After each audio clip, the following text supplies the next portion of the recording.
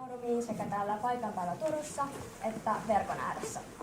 Olen Jenni Peltomaa ja minulla on ilo toimia yhtenä tämän My name is Jenny Peltomaa and I'm one of the moderators here. We will be speaking in Finnish and it will be simultaneously interpreted into English. You can also participate in the chat by scanning the QR code visible on the screen. I am delighted to be one of your hosts this year. As a reminder for the audience, all programs are live streamed online. The language of this program is Finnish. However, you may listen to the English interpretation through the Interfi app. Please mind the other listeners and use headphones. If you need any help with this, the conference staff are here and happy to help you. If you would like to participate in the conversation, you can find the chat QR code on the screen. Thank you. Sopukan ensimmäisessä keskustelussa pureudutaan siihen, miten... In the Nook first discussion, we take a look at how energy performance and sustainable construction can drive Finland's growth through the renovation. First of all, I give the floor to our moderator, Petri Lahesmaa, Senior Advisor from our team. Thank you very much, and a warm welcome to all of you to this discussion. We start, first of all, with the director of the Confederation of Finnish Construction Industries, RT, and then we have a panel discussion, and of course questions from the audience are most welcome. Welcome all the followers, because this will be streamed online and interpreted in English, so I also welcome all the thousands of followers around the globe to follow this conversation today. Mutta enemmittä puheitta. Right, without any further ado, let's go to the topic itself. Alexi Brandel, please lead us to this discussion. Thank you, Petri. Esteemed Minister, dear panelists and ladies and gentlemen, and a warm welcome from our Confederation as well to this discussion. And as we just heard, it is linked to renovation construction, and specifically when we're dealing with EU matters, energy performance of buildings directive, which entered into force in May 24, and now implementation and application is underway in Finland. Now, very briefly, what is this directive about? It is about the EU aiming to be climate neutral by 2050 and by 2030 increase energy performance and low carbon levels. And of course in Finland we have very ambitious targets in terms of climate policy. Construction industry is committed to these objectives both nationally and at the EU level. And of course, if we want to achieve these goals, then of course the building energy performance must be increased significantly, and the exit from carbon in the construction and buildings must be achieved, and therefore we can support this directive and its objectives.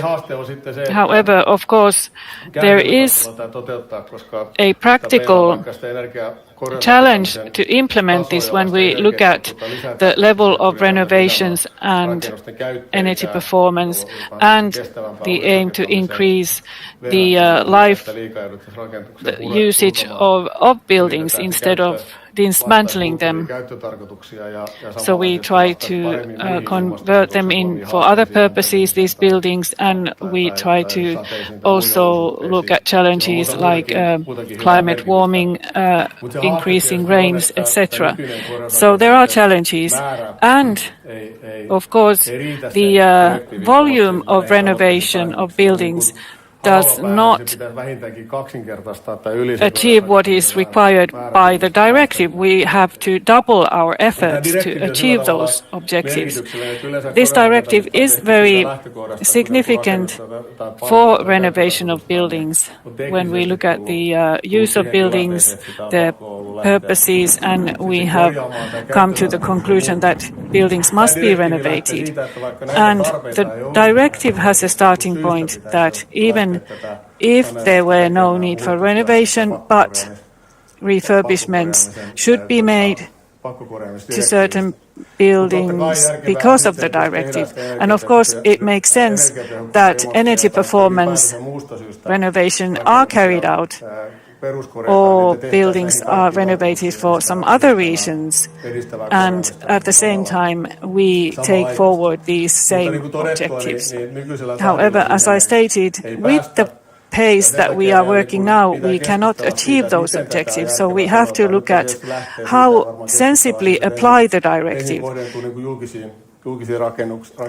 Of course, first of all, this is targeted towards public buildings, and they should be on zero emissions levels by 2030, and this is not the biggest challenge for us. But how do we fund this? What type of incentives can be used?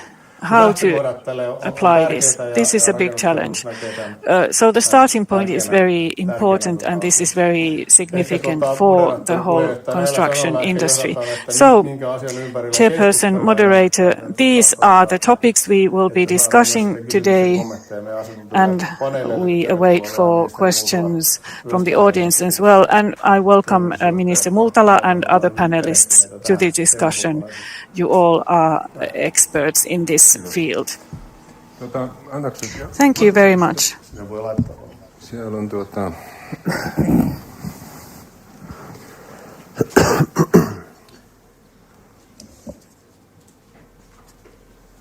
Jaha, raju paja. Now, I wanted to show one slide in the background here, but it didn't appear yet, at least. Let's see, let us move on. So this is in the background for us now when we start our discussion. Thank you very much, Aleksi. Now, it's wonderful to have at the panel here the Minister of Climate and the Environment, Sari Multala. A warm welcome to you. Wonderful to have you here. And then Tuomas Pusa, President and Group CEO from the Senate Properties. Welcome to you as well. Now, let's start with some questions. So this so-called obligatory construction, I'm sure you remember some headlines from previous years about this. Now we see that energy performance is operating here. We see the slide. So you remember the worries from a few years back saying that the EU is obliging summer cottages and private houses to carry out renovation. And of course, this hit us very hard because, of course, we believe that our houses are the most best equipped for energy performance, the best built houses in the whole world. So, Sari Multala, was this the aim at the European Commission when they made this proposal? Was this an obligation for all construction efforts? Or how was this made a bit more practical? Well, yes, indeed. This was the original idea in the proposal that all house owners should start renovation, regardless of what the actual need for renovation was. And my predecessor, Kai Mykkänen, and Kirsi Martinkauppi, who is actually working with the Confederation now, were able to have an impact on the proposal. So it has been amended in a way that plans must be carried out, how to renovate, how to improve energy performance. So this is something that was very successful in our lobbying. So we have to have the objectives, however, cost efficiency has to be taken into account and what methods should be used. And something which is not directly linked to the directive, but we have also funding support available for these renovations available.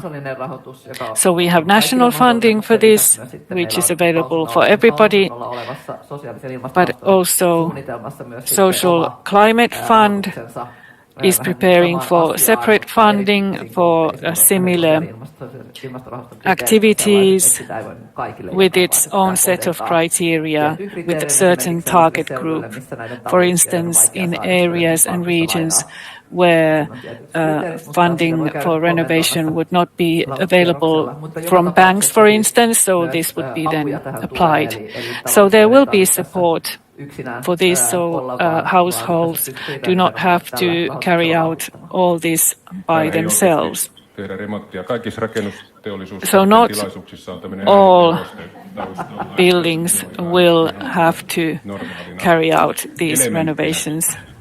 Tuomas Pusa, Now, Tuomas Pusa, Senaatti-kiinteistöt omistaa from the valtavan Senate properties, määrän you tietysti own kiinteistöjä. a Teillä large on volume paitsi niin monet of kaikki valtion buildings, virastot ja properties, the state monet muut ja myös puolustusvoimien buildings, rakennus- ja also defense industry buildings, valtava a omistaja, huge ja volume kuitenkin of teille, properties koska te olette julkinen omistaja, niin are managed tämä by you, and you are a public property owner.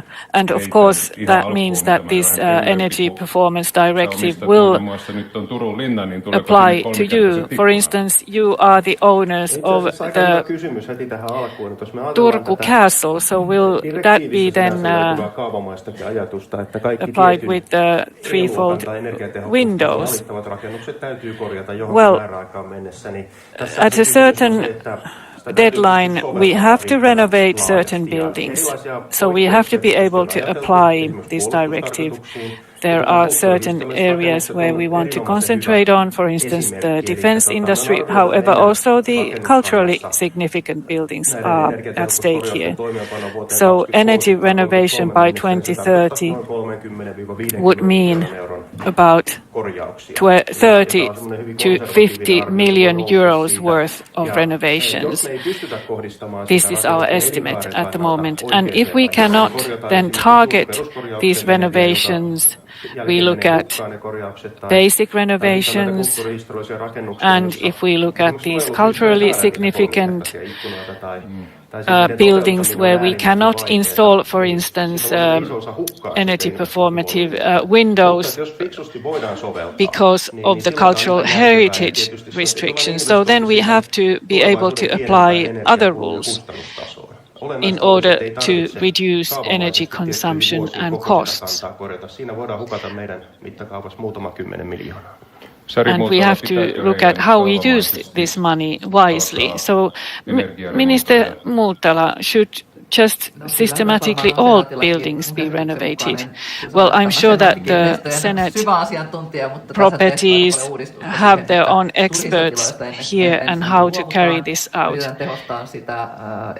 It is very important to see how to make the use of available facilities more efficiently, and then, of course, the cultural heritage sites are a separate category, and I'm sure that the Commission will understand that those types of sites are different, and should all these rules apply to them as well or not?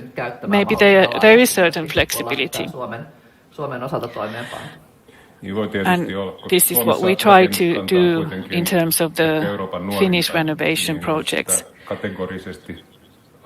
So this sort of categorical application to all possible buildings without any flexibility is not possibility. For instance, when we look at historical sites, for instance, in France, Louvre or some other similar sites, it's not possible to carry out all these required renovations, because they have to be protected, these buildings, as well. Now, when we look at new buildings, their share is much smaller than the renovation business. And this is divided between the renovation of housing and the renovation of business facilities. So renovation as a driver of economic growth. I would like to ask Aleksi Randall, how do we see this split between these different types of renovations? Will this remain, or does this mean that this housing construction has been in problems for a very long time? Now, when we look at these the building of new business facilities, which includes also data centers and industrial renovation, which is growing very fastly. So I think they will cover a big share of this. However, private housing construction has been cut by half in the past years because of the challenges in the markets.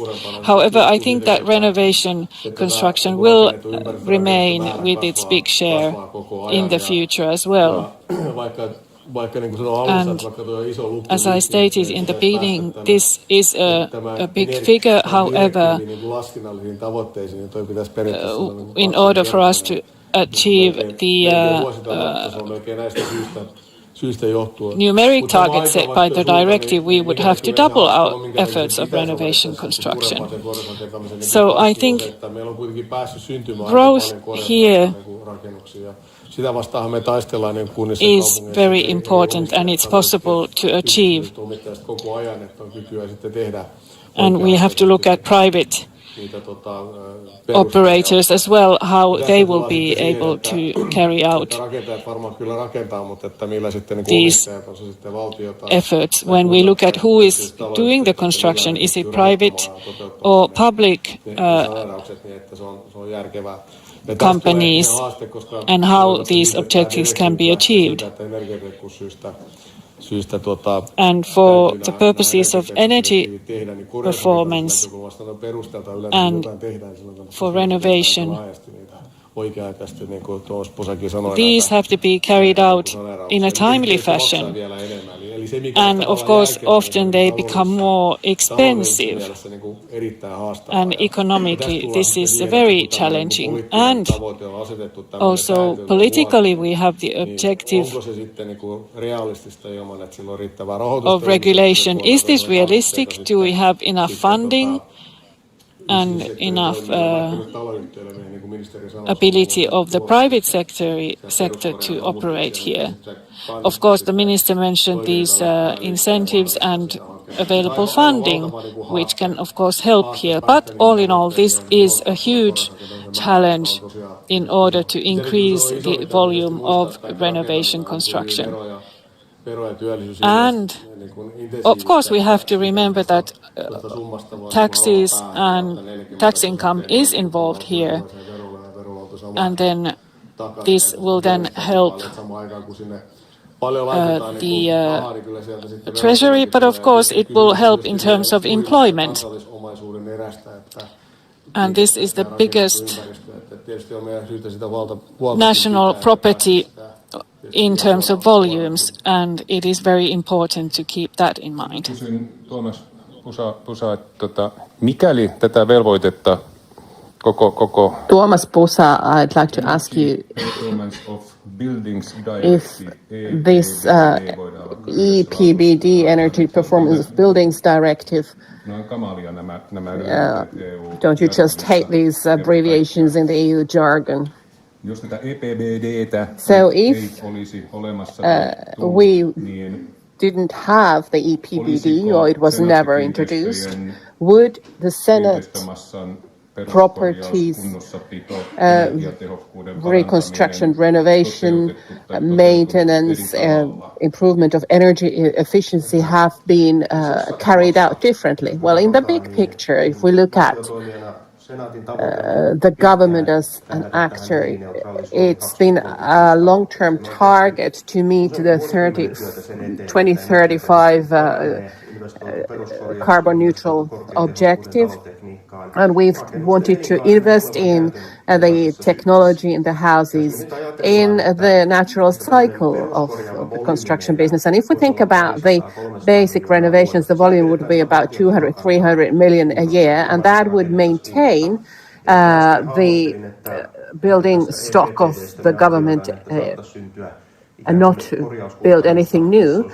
And if we think we would have 50 million worth of energy efficiency increase, some e-charging points, some solar power on top of that, it's actually a relatively small increase on that. So financially, in the big picture, it won't change the amount of renovation we're doing. Maybe for a couple of years, it will be a quarter higher, but that's all. It's not going to change the day into night. And it means that we need to carry out renovations anyway. And also, the functional needs of government buildings will change, and we need to carry out those changes. But I want to point out here, when we talk about the climate targets and EU regulation, if we think from the residents' or owners' perspective, ultimately any investments and the renovations cost money, yes, but usually the expenses in the long run in using the building decrease. So it is actually a positive development. Of course, you need capital to be able to carry out the renovation, but in the long term, you could actually call it an investment, and you make sure that the buildings last a long lifetime, but also your monthly expenses might decrease. So these are kinds of benefits you might get, but there are also good incentives for housing companies to start carrying out these renovations, particularly when we can offer some government funding. Recently, the municipalities pointed out that many municipalities have plenty of public buildings that no longer are in use. They can be schools, office buildings, etc., where you can either change the way they are used or you can demolish them. And the prevailing opinion seemed to be that the latter option was preferred in many cases. And of course, the Senate properties, you also collaborate with municipalities, you discuss with them and steer them, guide them with regard to the public building stock. I've understood that if there is a public property somewhere that nobody is interested in, then there is not much hope for that building. So how could we promote this change of the way buildings are used, because they could also represent to us architectural history, and demolishing buildings in that respect is always a sad case. So how could we promote the changing of the purpose, how these buildings are used, make that our guiding light here? Of course, there are some ideas for this, and I think what you're after with this question, you can have exceptional permissions to do that, so it won't take very long. And it is something we favor, that you could change the way you use a building without a 2-year urban planning process. Where you carry out these changes in the urban planning, there are some compensation to the landowners as well. And of course, that would need to be included in these changes of the use of a property, even if it's an accelerated process. So very often we want to collect a little bit less of the land use payments, and this is definitely desirable, because if we cannot change the use of the building very quickly, it means we need to demolish the building, and that is of course a waste of resources. I have to say that a lot of it depends on the municipalities themselves, and of course we try to make things easier through legislation so that buildings could be used longer, and we want to make it easier and tear down any over-regulation. But if a municipality so wishes, they can go through the urban planning process, which is a slow way. And of course, it depends on the property owners' wishes. If they want to have something to replace it, could be challenging. But I'm personally in favor of making things more flexible, and the property owner can then decide what they want to do. Of course, we have difficult situations in regions where there are, for example, social and health, with the social and health reform, there are hospitals and such public buildings that might be challenging to put into a new kind of use. Or could they be sold? Of course, municipalities would like to sell them, but even in urban areas, they can't always sell them. And urbanization has been very slow, but it does happen, and in some regions where there are very few schools, and we don't have as many children as we used to have there. So it's another scenario that we're facing right now. But it's been a pleasure to notice that some municipalities, when it's difficult to forecast the increase in population, they have introduced premises that can be used in modular ways. So this is the way when they can increase the flexibility, extend the premises if needed. So it also requires more flexible planning. When the number of children or the population development is not clear in some housing areas, for example. But of course, it's not easy to carry out at all times. Then when we have infrastructure legislation, which involves the fact that when you want to change the way a piece of property is used, with that change, the property's value probably will increase, right? And that means, according to the law, that the municipality can also collect development compensation, meaning that when the building is being used or that they have funds to maintain and reconstruct such premises. Is there any threshold to that, so that they might see that it is would be feasible to change the way a building is used, but the added value might become a threshold to a municipality? Can you see this? Well, of course, that risk is there these days, but when we think about the future, when we have the new system in place where you can speed up the process, maybe that will also ease up that situation. But ultimately, we pass laws, and at this stage of the election period, it might not be a good point in time to make big changes to the new law, just to make sure that we can actually pass it.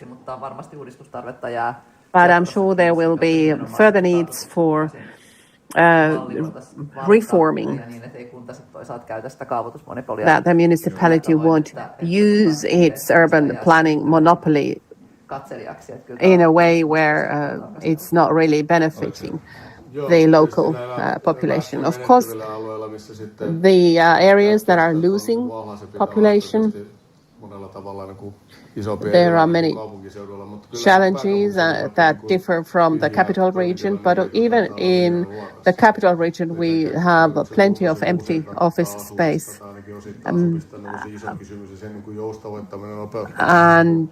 But whereas there's lack of housing, and this is of course a big problem, and we need to think about when to give building permits and when the planning process might show that it's actually not a feasible project to begin with. And if we try to get more building permits, that might help to financially support these developments. And they don't need to take so big a loan. But of course, municipalities also have old suburban areas, suburbs where the value per square meter could not be enough if they have to carry out a big renovation project, and they can be difficult to implement, therefore.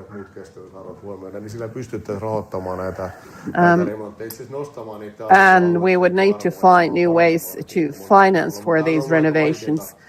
It's been difficult to get these projects to go through, but we need to create incentives, make sure that we can get these projects started, because otherwise we're ending in a very poor situation. Of course, in some suburban areas, these renovations can also increase the value of those properties. That's right. When we are in a growth center, we have easier ways to come up with new purposes for any properties. If we look at the growth areas in Finland, we do have office buildings that are now empty, and it's very difficult to see that they would be used for office purposes in the next decade or so. And to get funding to make this change renovation in motion is, of course, worth checking. And if the land use compensation is tied to the costs of the contribution, this is a very welcome opening. And of course, the landowners' right for starting urban planning processes, and if we have competent architects in place that can make proposals on these planning processes, it's something we could more easily carry out. But there's also police department building in Salo, one case that wasn't. I have other good ideas as well of how we can make those changes. But I could comment that we need to have both initiatives to start new urban planning projects, or we can make sure that these urban planning processes are carried out swiftly. And of course, when we have the urban plan, we should be able to update them quickly. And political will might change also. So we need to update the main urban plan. But those people who've been involved in municipal politics, and you mentioned how much it costs or how much the municipality gets money for the land use, whether it comes through urban planning or through this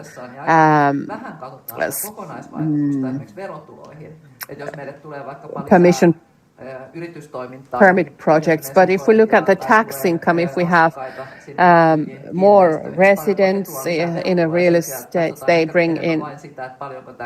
When you just look at the land use cost, where you might have to look at the overall tax situation. And this is a challenge that I've noticed in my own municipality, that people might not be able to look at the big picture. They are only optimizing parts of the municipality's finances.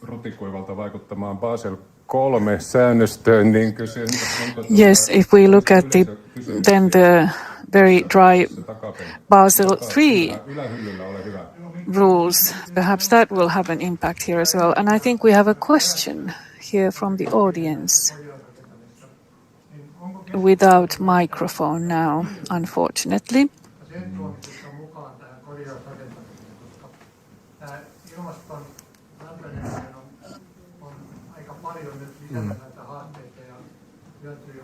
There is a question from the audience without microphone.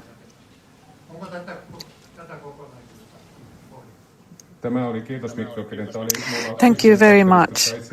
This was actually one of the questions I wanted to ask. This was my former colleague Mikko, Environment Director from the Ministry.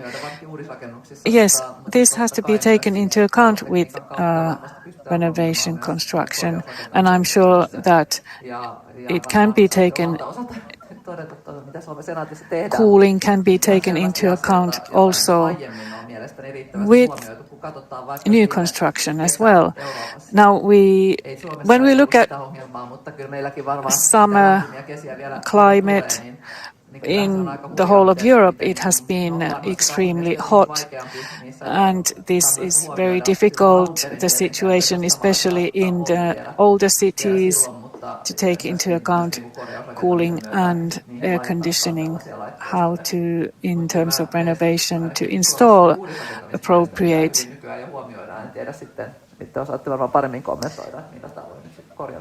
equipment. And I'm sure that in the sector you will be able to consider this. How is it possible? Now, when there was a plan that we drafted in terms of climate change preparation, how water amounts, rain amounts, the climate change is taken into account. So already then we looked at a certain level of cooling must be taken into account. And this is something which will be increasingly taken into account. And another comment, energy performance increase in terms of district heating and the use of waste to produce heating is something which we are also doing in order to improve cost efficiency as well. Indeed, matters pertaining to living, well-being and health must be taken increasingly into account. And of course in Finland as well, I want to emphasize, when we construct or create incentives and support for renovation, and the core there is to improve energy performance of buildings, not just to change from oil heating to some other type of heating, but also other activities must be carried out with this renovation. Other technical questions are at stake, for instance, how rain impacts buildings, etc. Of course, at the same time, we can then take forward these other objectives better than before, and this is what we are trying to do with renovation construction. Petteri Lehti-Salo, are you going to make an offer for the police station building that I just mentioned? Go ahead, a question from the audience. Go ahead. And again, without a microphone, unfortunately. todella hyvin niin sopisi myös niin just jotkut isännöintiliitot, kiinteistöliitot, koska se tietämys taloyhtiöiden hallituksessa. Well, the know-how in the boards of building associations is not very strong always. So it's important to have somebody there who knows what to do with these requirements. So this requires training. So the emphasis put on the responsibility of the boards in housing associations must be taken into account. This we should emphasize more. I haven't seen this anywhere in the documents or discussions. And this should be taken into account in the directive as well.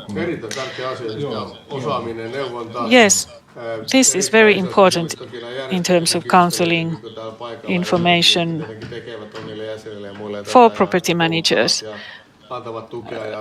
Training is very important, and authorities also provide this training, but a timely action at the appropriate time, we must be able to carry out these processes, but these are long-term processes. They require planning, long-term action. And of course, these are very important because we are talking about housing, and it's very expensive often as well. So we have to pay attention to this. So these other funding models, which were mentioned for renovation activities, we have used national funding. They are available, but are they actually made use of? What about the European funding? Now, Basel III that you mentioned, capital requirements.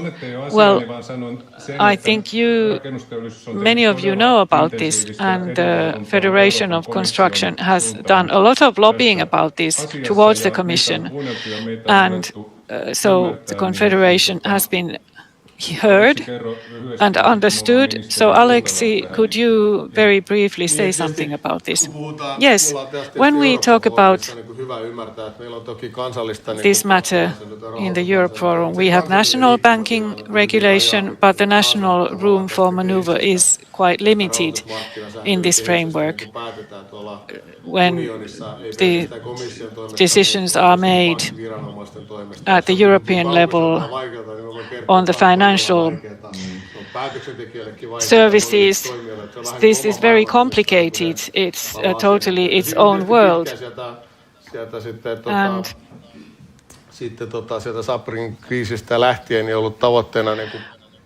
ever since the financial crisis, the stability of the banking system in the EU has been at stake. And then the increasing interest rates, growth was going along very nicely, so funding was available. However, there were some challenging periods like the COVID-19 and the rising energy prices because of the conflicts around us. So therefore, the situation is very difficult. And sound funding for construction, consumer credit is not available as it was before. And this has an impact on investments and growth, because this is also investment we are talking about, this sort of interest rate and tax credit systems. So this can be then reflected in the regulatory framework as well. It is a very complicated matter. However, we should try and find a balanced situation. Look at this also from the perspective of investments and growth. loosen a bit the regulation so that households and housing companies can get funding at a moderate rate, interest rate. And this has an impact, this type of regulation that we have now, on how to make investments. Does it actually support the competitiveness of the EU? Maybe the regulatory framework has gone a bit too far.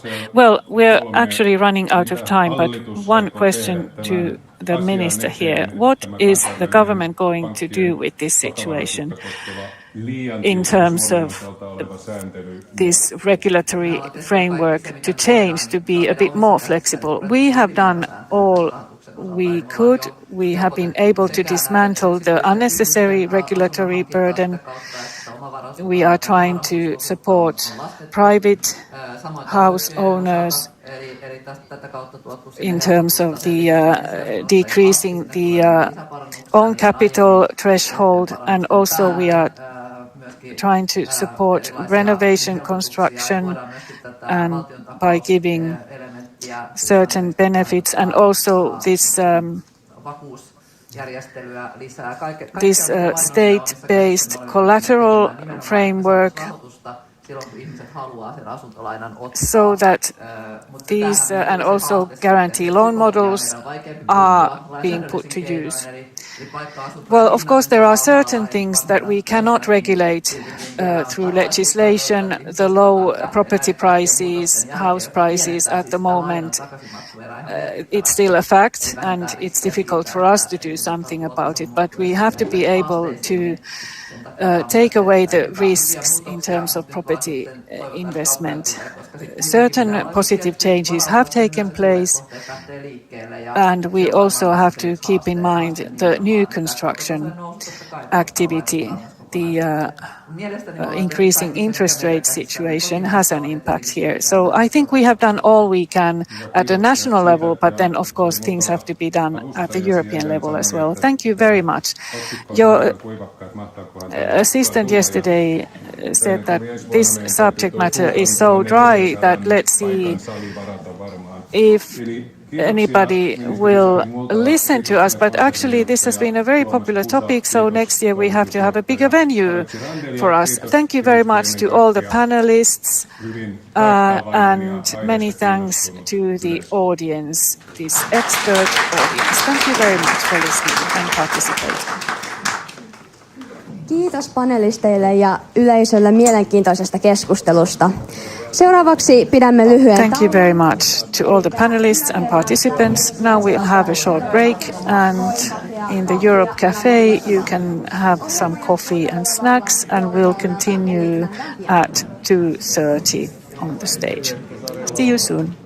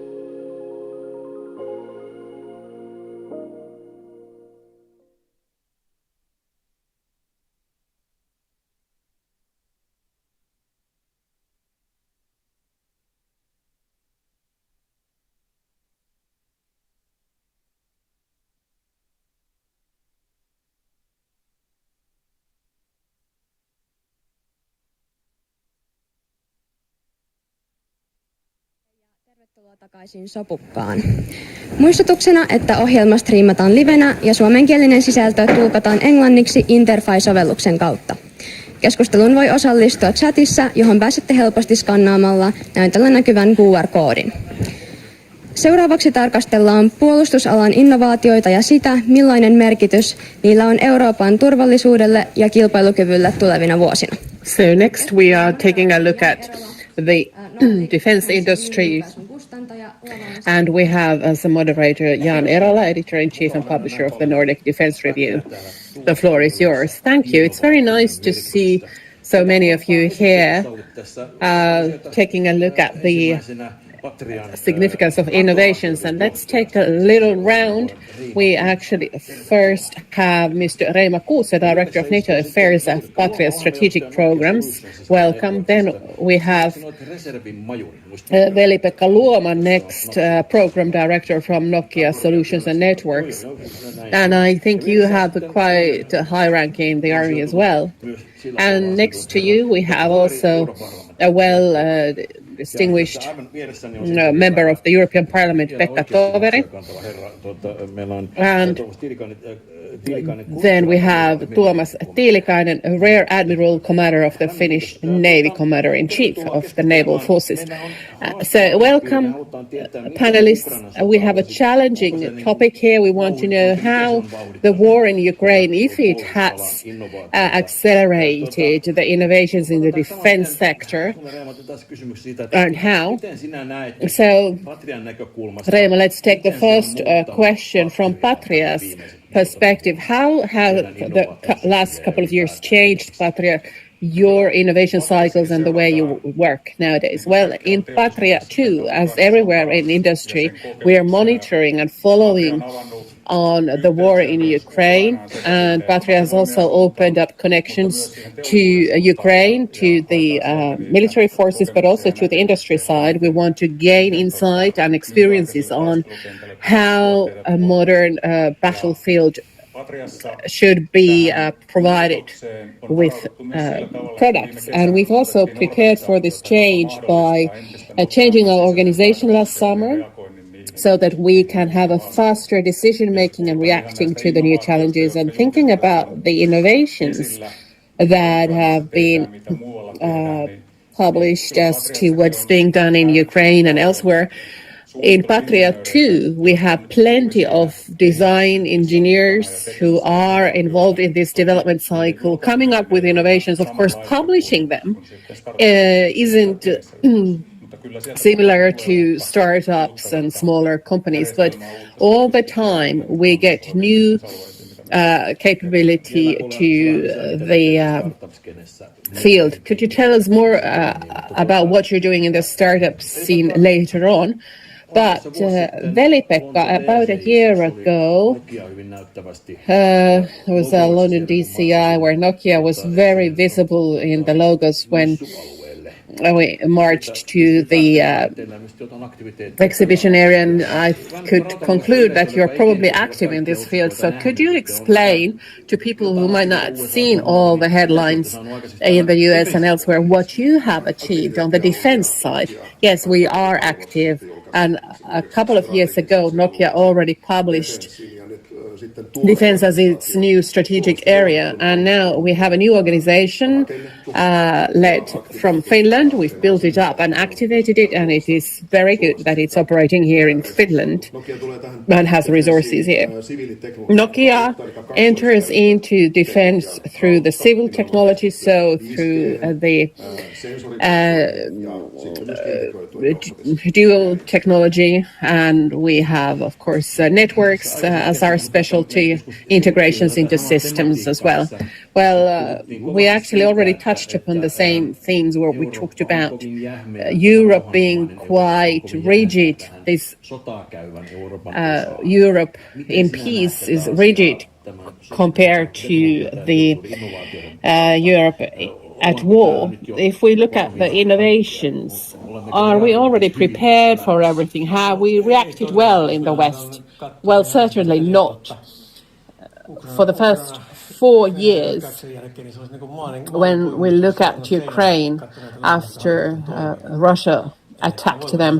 When you look at what the Western governments have been doing, they're just being apologetic about not being able to sell anything, but all they had to do was to place orders, because a capitalist is always greedy. All you have to do is to purchase 50,000 grenades a year. Would be easy to do, but no, they didn't do even that. In the European Union, I have also drafted reports as I was the negotiator for trying to... We don't want any EU regulation to these joint acquisitions. We don't need them because, what the end result is that we have 27 regulations instead of just one. So national states are still not alert to the crisis, and France is the worst, sorry to say. They keep crying Europe first, which means that France first. Everything's done from their own perspectives, and any joint ventures, they want to join them by first safeguarding their own defense industry. So we're not ready at all yet.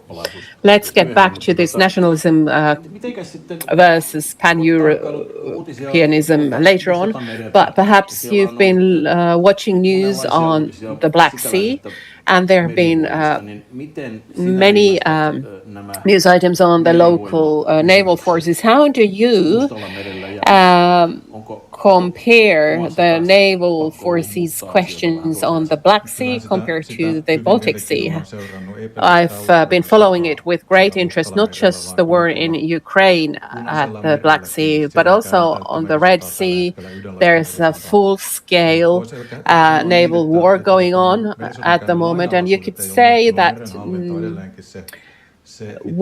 naval war still has the same laws as to what the different sides are trying to get control over the sea areas, trying to utilize them for their own operations or to take advantage of the marine traffic. And now it seems that we have even longer distance attacks so that we can push the opponent away and safeguard our own actions. And this is one of the key messages that we can hear from the Black Sea. And I don't think this will be a passing trend. It's going to continue in the industry, that we need to have a further reaching capacity and material in place, in use for everyone. Well, there's been interest in the drone sector, but I have a question to all of you. When there's been so much talk about drones, similarly with regard to the Navy, the tanks, some people have said that tanks are no longer significant. But from your perspective, that we're only talking about drones now, have we missed out something else, something relevant in that discussion? Well, I think that drones are, of course, one weapon system that is changing that field. That's clear. But in the background, there are many other technologies that we need to take into account. For example, at Patria, we've been building sensors for a long time. So the drone war requires good sensors so that we can see not just the adjacent area. We need to have a clear insight into a larger area so that we can predict things and be prepared.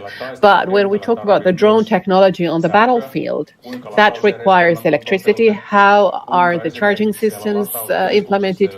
And the charging centers where the drone batteries are being charged, how have they organized fire safety? How is the logistics of all of it?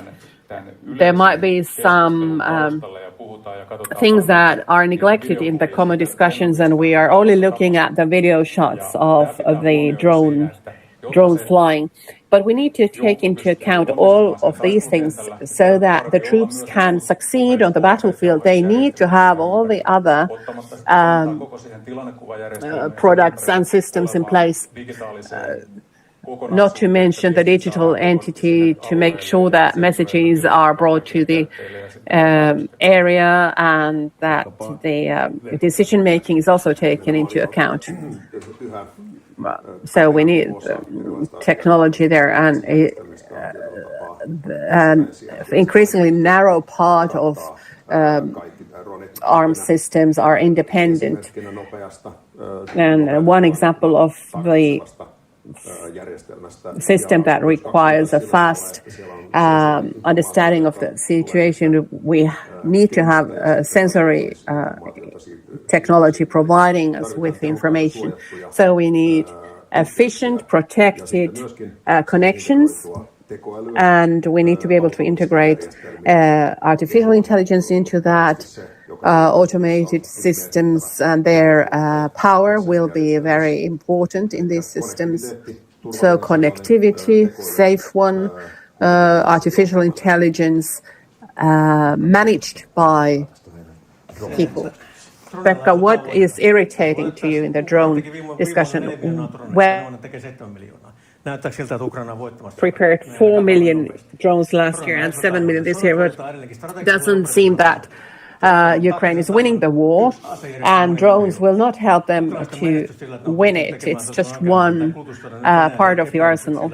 And Ukraine has managed to make it hard for Russia to take over Ukraine because they have more casualties, but they also have more connectivity, so they can actually take quicker decisions on a lower level in the hierarchy. And Ukrainians are saying this war of attrition is not nice either when you get lots of material being dropped down on you. And they've been able to attack Russia by using new drones connectivity, and that's all to prepare them to attack with tanks. So drone might not be the solution for everything. What is key is the strategic level decisions that you have sufficient training, material, staff to wage the war, and you have it for longer than your opponent does. Instead of being amazed by individual drones, we should look at how fine Ukraine has been in renewing its management style, in utilizing the arsenal they have in place. That's really astonishing, and we all have a lesson to learn there. From the drone perspective, the counter weapon battle going on there is something we would need to pay more attention to. And one type of drones might become obsolete in a week, and you have to come up with something new. Going through this process on a continuous cycle is very significant as to what they're doing there on both sides right now. I think we should also talk more about what Pekka mentioned, how the industrial capability can be increased on ground in Ukraine, but also in Europe, when European industry is primarily still in the peacetime mode. We're waiting for the orders, we are waiting for politicians to making decisions, but then we need to wait for the ultimate orders to be able to build up the industry and new capabilities. If we look at the lessons learned in Ukraine, they have promised to the local industry that we will place orders with you, and these are the kinds of products we want to have from you, and this is the cycle you need to be able to develop them. But in Europe, and Finland included, the industry has a hard time making the investment decisions when they don't have the facts sent to them with the order. And we need to raise ourselves away from the peacetime old-fashioned mode into a similar wartime industry as in Ukraine. If it's a war industry in the other European countries, or just making that industry sector more efficient with some other terms, that's what we should come up with anyway. And Patria is a good example. We have invested in a new factory in Hämeenlinna because we know that we have upcoming orders. I was in BIDEX in Brussels in the spring, an exhibition of the defense sector, and the Belgian representative was complaining about how difficult it is to make acquisitions. It could take years when the technology is developing on a weekly basis. Pekka, go ahead. Imagining that the war industry will simply create itself when needed, it's not true. We need to prepare ourselves, and Germany in the Second World War was beaten by the Western defense industry. And first, they had soldiers running a commission, planning the production. That didn't work out. Then they took the civil industry and business life people included in that, and jointly they could come up with much faster and efficient industry. Germany, until 1942, they invested more in consumer goods than the war industry. But then they noticed that this is not just a quick streak. They started to turn normal industry into war industry, but at that point the war had already been lost. Now it seems that we in Europe are the Nazi Germany, and Russia is now the allied forces, because they can come up with high speed of new weapons. So it doesn't happen by itself, but the states have to take part. Yes. Well, what you're saying is not correct, because in the UK and the US we have seen that they saw that the war can be won. That was in the 40s, and they started to decrease their orders of their equipment, so they were able to prepare for the next stage. Well, when we look at the Cold War, for instance, so the worldwide defense forces were the drivers. They were placing orders and placing demands for the defense industry. However, nowadays, defense industry, there the situation has turned around. It's there that investments and research are made, and they offer them actively, these products. Dual-use technology more extensively, it's at stake here. So national development, R&D, risk-taking is also very important. We shouldn't just wait for orders to come. They will come eventually. And I sometimes say that if we have the specifications correct, then we can sell even just the left foot boots. Now, when we look at innovation and management in Ukraine, what do you think of that? Well, where we react very fast to the situation there. We have to look at also security, safety, security of supply. In the reserve, as we are, we also have to think about the training to the reserve military forces. And within 1 week, our staff will be able to deploy the technology which is available. However, expanding that to be deployed more widely will take time. For instance, it didn't take many hours for that to be trained for the military to use it. Yes, new technology produces new innovative solutions very fast, and startup companies are able to do this quickly because they can ignore certain standards or cybersecurity requirements, etc. Also, the same goes for the increasing capabilities. We are able to bring in new ideas to the end users for them to use. However, if all instructions and orders require that explosion requirements must be met, or that vehicles must meet with certain road safety requirements, for instance, with driving lights. So these are the types of requirements that can be taken into account in big companies. However, startup companies can sort of overstep these and move on to their core business. And during the war economy, this is something that has to be taken into account with regulations.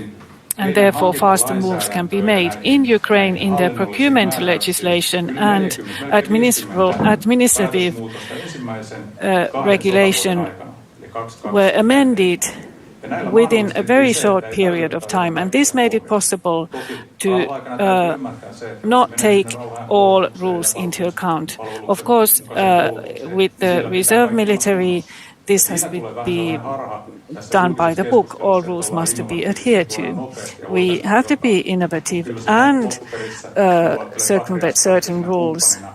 However, when we have Patria as a strategic partner, we cannot show certain innovative solutions of something wonderful and then just ask them to use it and then an accident happens. Well, with Ukraine, we have seen how it is very important to have the required infrastructure in place, that it actually works during peacetime and at war times.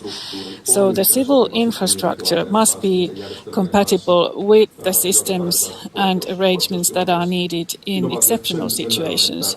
And as for innovations, a modern way to make use of new technologies are networked and ecosystem innovations, and this is something that we've seen already in Finland. We have dozens, if not hundreds, of companies in these networks that in different projects produce suitable components. And in the defense industry side and new Business Finland funding allows for developments. We have a project with Nokia, and 100 million investment, and this is linked to the Finnish defense R&D. So a lot is going on.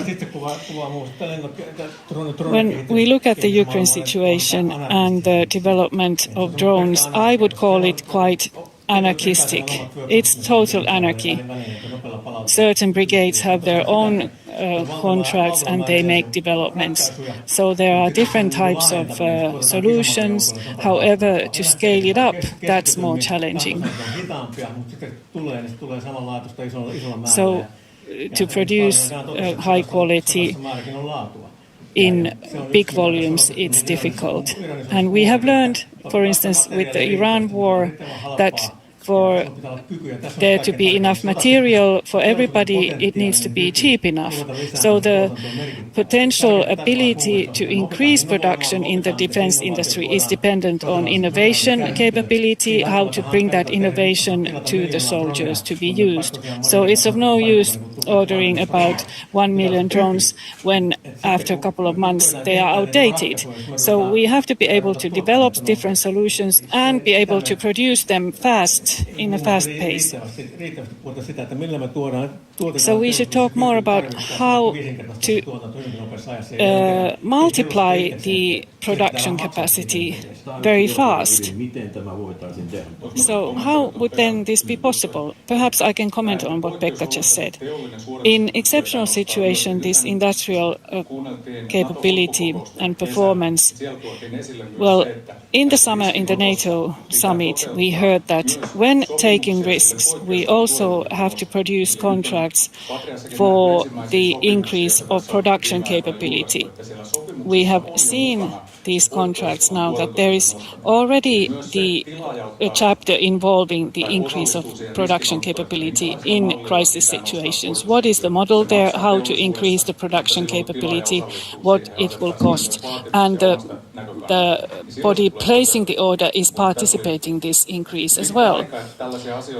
For a long time, these kind of subject matters were not dealt in the negotiations at all. There might have been one option there, but this kind of increase of production capability was not mentioned in the contracts earlier. Now, what about a bottleneck, any bottleneck that you would love to somehow do away with, how to solve it? What is something that you wish for that would be solved relatively quickly in Finland or in Europe so that innovations would move forward with this type of war economy process? What kind of tool would we need here? I think more resources where decisions are being taken either politically or in the procurement process. There are many bottlenecks there where the bid, preparation of the bid, there are not enough staff resources and therefore this whole process is prolonged. I agree. Resources plus and times time available, those are the bottlenecks. If we have enough resources, then we can also shorten the time that we need for all this. Regulation has been talked about a lot, and it's always easy to criticize regulation. However, we have to admit the fact that a lot of military material ages very fast. Their service life is often not anymore 30 years. It's a consumer good, rather. So 3 years, 5 years is its service life, and then after that it might not be needed anymore. It's unusable. So this is something we have to keep in mind. So it's no use of invest in this kind of big projects for long-term products. I think that we need genuine internal markets. We don't have it in the civil production, not let alone in the defense markets, which is more complicated. So united single markets where services and products would flow freely. And another thing, we should dismantle these models to half. We have a third project now going on, and it's about to fail because national interests are in the way. They are hampering the development. F-35 are built in 3 different states in the US, but only in one country, in Finland. There are differences between the states how they do it. However, they are able to cooperate and to produce them more efficiently and cost efficiently than what we are able to do here in Europe. Yes, well, cheap, fast, more efficient procurements. Rarely these adjectives are seen with just one project. 5th generation European warfighter planes. We haven't seen them in Europe. They are not being produced here in Europe. So the products in Europe produced from the defense industry are competitive. If it's a competed market we're talking about, so if we are able to compete with the performance of this particular product, then we are doing quite well with the European products. Now, in the Finnish industry, if we talk about steel industry or some other industries, then there are these big operators and not many small operators. How about the defense industry? Is that the situation same there? Or how do you make the situation better? How do you ensure that there is not just one big operator, rather many different startups? There are many models. When we build these different systems, sensor systems, there are subcontractors involved. It's quite normal. So whatever we do, we have a big group of subcontractors. However, with innovation, Patria, together with Business Finland, AI Alliance, we have a project where 40 to 50 different size companies are involved. So there we look for the expertise, their innovations as well. And within this project, also different projects are set up with big companies, startups, and the academy, the university community to diversify. There are also other ecosystems where Patria is involved, either with their leadership or providing expertise. And this is the way to find the golden nuggets. Either we continue then with Patria or with other fora. Hieman jo sivusit aihetta kyllä, mutta miten sitä voitaisiin monistaa näitä teidän... Olematta biologi, niin kyllä... I already touched upon this, but how could we multiply this? Well, I think the ecosystem comparison is quite good. We have similar instruments in place. We have the NATO innovation range. We try to activate, and within NATO we have the ecosystem collaboration, and we also have it locally in Finland. And they have already yielded excellent results. It's the right way to accelerate those various system integrations. And when we have a question on innovation, what is the new Nokia? I would say Nokia is the new Nokia. Well, on another matter, we've talked about the industry a lot, but the defense forces still have their own role. They still need to do research and development, and we need to have an R&D institute that should be 5 times bigger. You can, of course, also purchase that, but with the industry, I think the biggest problem right now is that the innovators might not know what the defense forces need. The defense forces don't even have a phone book, so they would know where to call. What is the product they are needing and what should be developed. Plus, I think that the defense forces should use more money to support innovations and develop them. That's how the United States built up its huge defense industry. Pentagon gave $1 million to the industry to develop one thing and another $1 million to develop something else. So in Finland, we are now investing more money into defense than ever before, while we have a government program saying that we have a big lump of the finances that should be spent on R&D, and the defense forces should be no exception to this. We should invest more in the R&D, and we should get the defense forces insight into this work. Now we could give an opportunity to the audience as to what they would like you to buy. This is, of course, thank you, Pekka. I think you targeted this to me. Of course, the defense forces, since the beginning of this year, we have started a new innovation unit. Currently, we do have a phone number, one-stop shop where anybody can join in and approach the innovation unit. We take your calls and redirect people to the right experts so that they can benefit from any new innovation. And our R&D currently contains also our own innovation activities.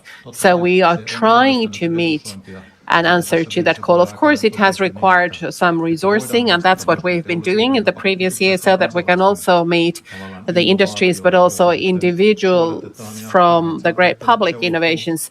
And we can then screen the best ones and maybe then refine them further. And I think our own production will probably be targeted to one specific sector of the industry that will start developing that particular innovation. Yes, in product development, innovation, it does require open dialogue between the industry and the defense forces. And now that you have an innovation center, it takes some time before you have enough resources to provide us with an open dialogue. And the NATO test events are an easier channel to get in touch with a soldier to spar your own innovation than doing it with the defense forces. The defense forces are doing their main job, and the R&D innovation is in a small part there yet, but hopefully in the next few years this collaboration will improve and we can provide the defense forces with the exact tools that they want. And now, when the Rear Admiral said that even individuals can spar ideas, so if you have any ideas right now, I might provide you with that phone number later on for closer discussions. But now you have a microphone in the audience, so please use the microphone and introduce yourselves, so tell who you are, and then please speak to the microphone. And please ask a question, do not give us a lecture. Mikko Salo, thank you very much for a very important and interesting panel. I know it's been framed more on the kinetic war side, but simultaneously we are waging a different kind of information war. And what kind of input have we got from Ukraine as to what kind of things are being developed or what would be needed in the information war? So who would like to answer? If I start, when the war in Ukraine started, when Russia attacked Ukraine on a massive scale, quite quickly the military bands started to give pop-up concerts just to encourage these nation, and they want to promote the culture very much. Even now, I think that's where it starts. And while the resilience of the population to be faced with all these attacks that take place on a daily basis,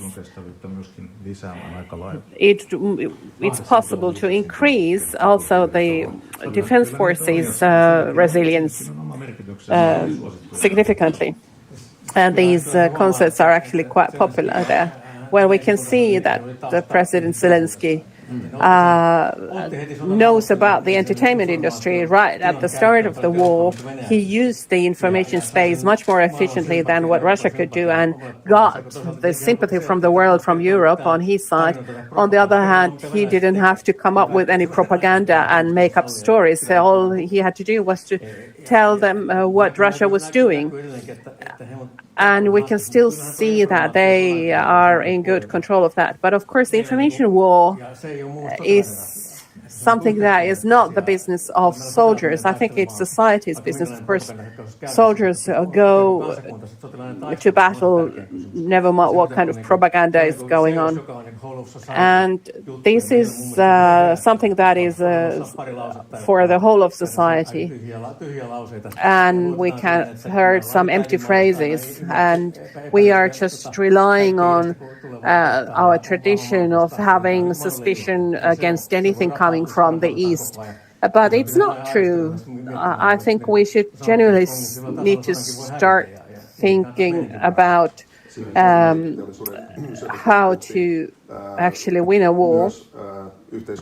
And we've also talked about the resilience of society, and as Helsinki resident, we have a big reservist army, and I think there's a high morale for fighting. I think it is also important that the citizens can identify any influencing, and it's important that we can train teachers and people on that. And the radio can also play our national folk songs in some cases. Any other questions? Go ahead and please introduce yourself. Can you hear me? Apparently you can. Anders Blom is my name. I would like to ask you what the panelists think. We have been thinking about a government-to-government concept, so that governments buying weapons, when many weapons are such that they are sold with the permission of a government. What are you looking forward to from this Finnish system in that regard? Well, we do look forward to having it in place. It's quite common as an procurement model, internationally speaking, and we actually lose many deals because we don't have such a system in place. And it's one of the bottlenecks we have in our decision-making chain. If we were to invest in the G2G activities, in the defense administration, in the state administration, we would get many more millions back in the international sales what we are spending on these people's payroll. So it's a shame that we're only starting to work on this now. But on the industry side, we are definitely very much looking forward to it. And with small investments and payrolls, I'm sure we're going to get it back in the tax returns. Yeah, and we could be talking about millions here. I know in other countries, people are eagerly looking forward to making progress in this. We have many things to sell in our industry, and as soon as we could carry this out. And we have time for one more question, I believe. Anybody? Yes? Antti Rahikka. I work for the Ministry of the Foreign Affairs in a foreign city. I'm not telling you what countries are best at working for this common agenda on defense procurement. Who could answer to this question? Is anybody serving in Europe? Well, okay. It's being done on different levels. I would say that Finland and Sweden are in the forefront. We are looking. We have the best whole of society grasp of this, and we also the best understanding of the threats. And we're working for the common good. And the Baltic countries are also excellent in this. Then when we talk about big systems, satellite systems, and the big overall systems, of course, then France and Germany are key players there. But they are looking after their own national interests, and that's why they're paying so much attention to it. They want to gain the benefits from that. So then, as a small country, the flexibility is suffering somewhat. And, of course, the active NATO countries are also quite active in innovations. I have personally been following NATO's innovation and test events where you can see which countries are actively involved. And Finland is there not among the last ones when we look at the products being such that can be integrated and on a high technical level. Many countries bring much products that are on a technically lower level. But when the Finnish companies bring out their innovations and products, they have been further developed and they've made sure that they actually work.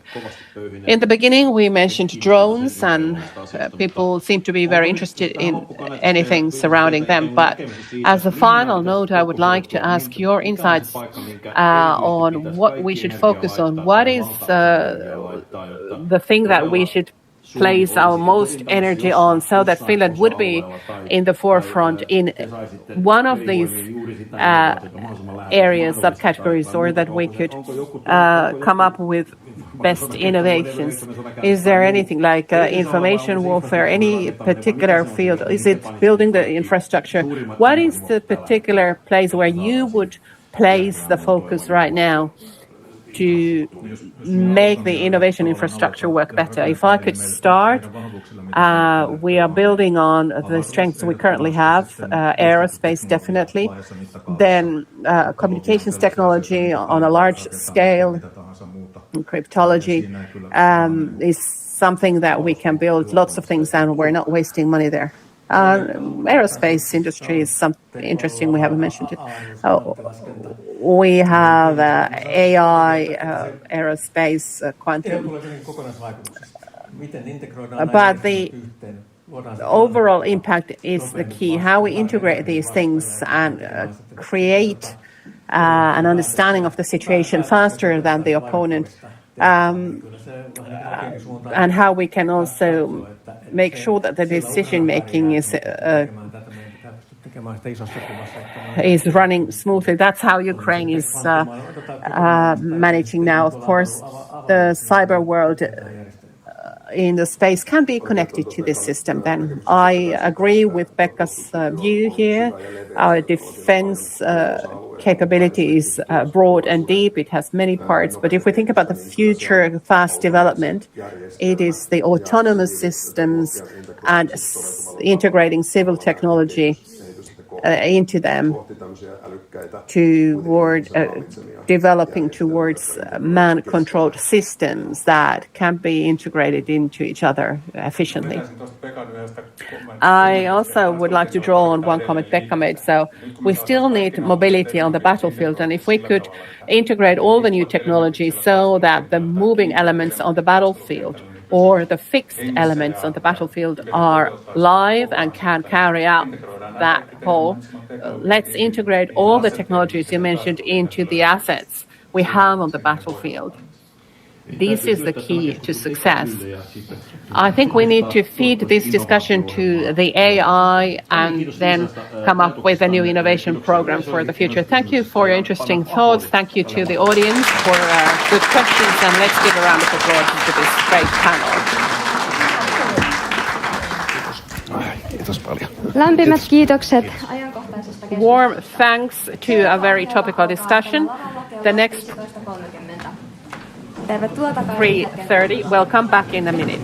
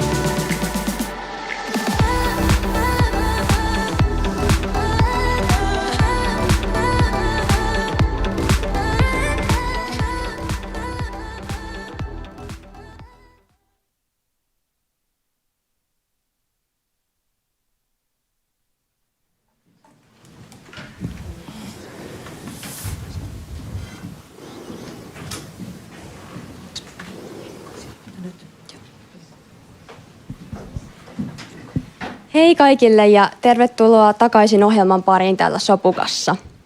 Muistutuksena, Good afternoon to everybody. Back to the program. This event is streamed live and also interpreted simultaneously into English. You can participate in the chat by scanning the QR code on the screen. Now, next we'll talk about win-win solutions to respect planetary boundaries and strengthen global resilience and economic well-being and prosperity. Professor Nora Fagerholm from the University of Turku, you have the floor. Thank you very much, dear listeners and panelists. Welcome to this Win-Win Solutions discussions. I'm Nora Fagerholm, professor from University of Turku from the Institute of Geology. And the moderator, I'm also the moderator here. And before I present the panelists, I would like to give you a short presentation. Turku University multidisciplinary theme is also co-organizing and biodiform and hydrofin and strategic funded consortia MAST ja DIOFU are also organizing this talk. And first of all, we've heard today that we are going through a multi-crisis where loss of biodiversity, climate change, health and well-being and economic and security challenges are all intertwined. Globally, we know that our activity has impact on climate change. There are 9 planetary processes that are interdependent and maintain the planetary resilience. We have had an impact on almost all these planetary processes, as you can see on the left. 7 of the 9 planetary boundaries have been overstepped: climate change, biodiversity loss, and the circulation of nitrogen. We have seen how the situation has radically changed in the past decades. So the situation is such that globally all our ecosystems are at the risk of collapse. This is a risk to our well-being and also to our future on the planet. The European Union requires an annual report on this, and we can see it in a nutshell here. And risks, for instance, extreme climate and weather conditions and other risks are there, immediate risks, and then we have also long-term risks on the right. And it's very clear that responding to climate crisis forms a basis for how to address other challenges, and the loss of biodiversity is one of the biggest challenges. The win-win challenge or win-win solutions that we are talking about today, what are they? Activities or decisions have a positive impact on climate change or on other themes that we see here: security, defense, health and safety, economy, employment.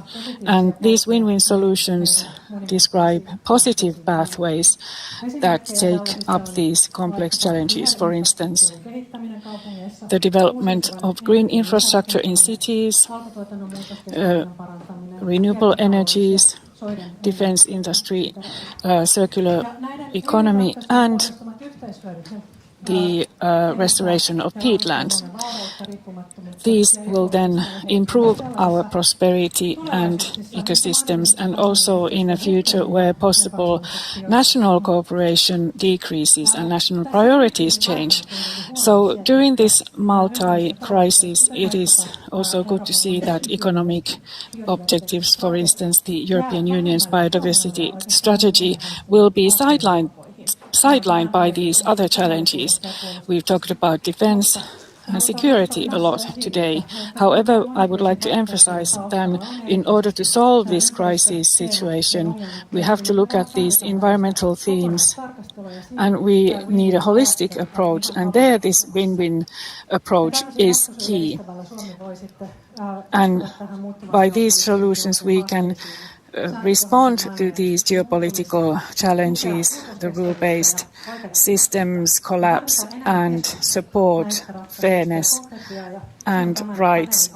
We need a more versatile discussion for these solutions. So the theme for these win-win solutions has created a lot of attention. Research consortium, they published their policy recommendations on how to challenge biodiversity loss. I'm the vice director here, and the future committee of the parliament also asked for an opinion from us.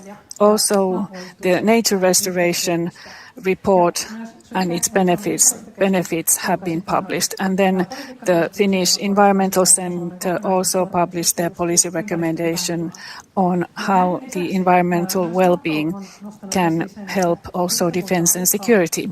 NATO is aware of this biodiversity loss and environmental and climate change impact. They together are linked to national security in an essential way. However, these kind of topics have not been handled in the media so far very much. This should be not the case. Now, with this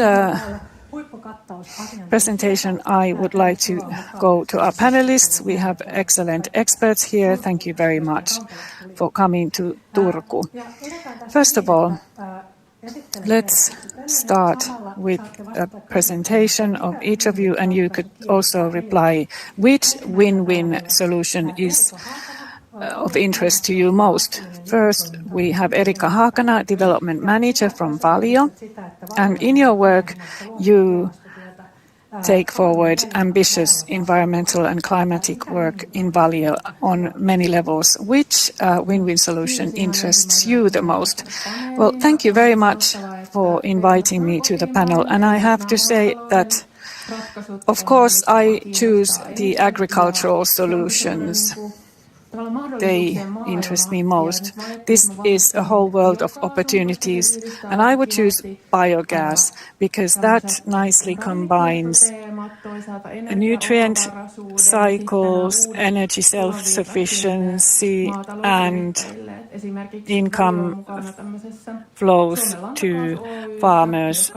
We participate in this Finnish Lantakaasu Oy together with another company, and we just opened a very significant manure-based biogas production plant, and this is a wonderful achievement. Thank you very much. And then we have Anne Kwashi, Assistant Professor from University of Turku, and you teach managing and leadership, and you concentrate on regenerative business models. So which win-win solution interests you the most? Thank you very much for your question. Well, this is a very difficult choice, just to choose one. Maybe forest protection and restoration interests me a lot, even though my work doesn't deal with that. Well, in this panel discussion, I would like to learn more about the contact and joint benefits of nature restoration and defense activities. During my holiday, I visited Ilomantsi in the east, and I learned a lot about that. Now, then, we have Tarja Haaranen, Director General from the Ministry of Environment. You have expertise and leadership activities at the ministry, and you're a head of unit, head of department. Which win-win solution would you choose? Thank you very much for the invite. I'm interested in solutions where nature restoration, climatic resilience, and the security themes can be combined. The state of the nature, it's not only about the environment, it's also about the security of supply, and it tells us a lot about how nations can survive crises. And nature restoration project is a good example. The restoration of peatlands, when we carry that out, we improve many facets of the environment and nature and achieve also benefits for defense activities. Thank you very much. And then we have Tuija Karanko, Secretary General of Finnish Defence and Aerospace Industries, PIA, an association for lobbying 300 companies in the defense industry. Now, which win-win solution would you choose? Thank you very much, and thank you for your invitation. It's wonderful that also as the representative of the technology companies, I'm allowed to be here and to show that this matter has not been forgotten. Well, the comprehensive security theme and its core is very close to the picture we are looking at here. Technology and R&D would be able to enhance biodiversity and support our resilience. So here I would look at this in the way that different challenges and threats need versatile solutions. When we look at sensors in the aerospace technologies, Finland is a leader there. Also digital solutions and other solutions are important. So I'm looking at this from the technology perspective. Thank you very much. And then finally, biodiversity Professor Ilari Saaksjärvi from the University of Turku. You are heading a newly established department, and you are also a well-known researcher and the Finnish Nature Panel's chairperson. So which win-win would you choose? Well, as the researcher, I would choose all of these win-win solutions. However, this complete extensive security aspect is very important, but also I could mention something which is something that we're very proud of. So biodiversity linked to health and well-being. And I'm saying this not because I'm not really working with these health issues myself. However, Finnish researchers, scientists, Ilkka Hanski and his colleagues are pioneers in this field, and they are very well known for their research in this field. Indeed, thank you very much. Yes, matters of general interest are at stake here. Thank you. Now let's move on. Perhaps each panelist now will reply their own questions. Erika, let's start with you. The resilience of agriculture is one of these win-win solutions, as you mentioned as well. How, for example, can Valio promote the resilience of agriculture whilst ensuring that biodiversity is taken into account, combating climate change, developing the circular economy, and safeguarding food security and employment? So everything is involved here. How would you respond? Yes, well, when I saw this question, I thought, well, there's not that much time, but let me say something very briefly. Valio is a cooperative owned by about 3,000 dairy farms. We have a lot of export activities going on, of course. However, the farmer is in the core here. So the resilience of the farmer is the same as the agricultural resilience. So the producer's ability to adapt. And what Valio can do is that we can have impact on how the dairy farmers would be able to carry out their own activities that are adjusted to their environment. The dairy sector is quite challenging because the profitability crisis is there present all the time. Also, the aging population is a problem. And so partial optimization is not possible. All solutions must be taken into account. They have to take into account all these win-win solutions.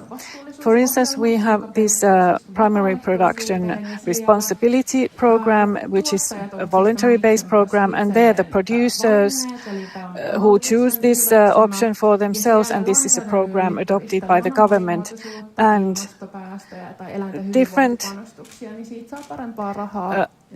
outputs are taken into consideration here, so they get a better subsidy for their production in this program.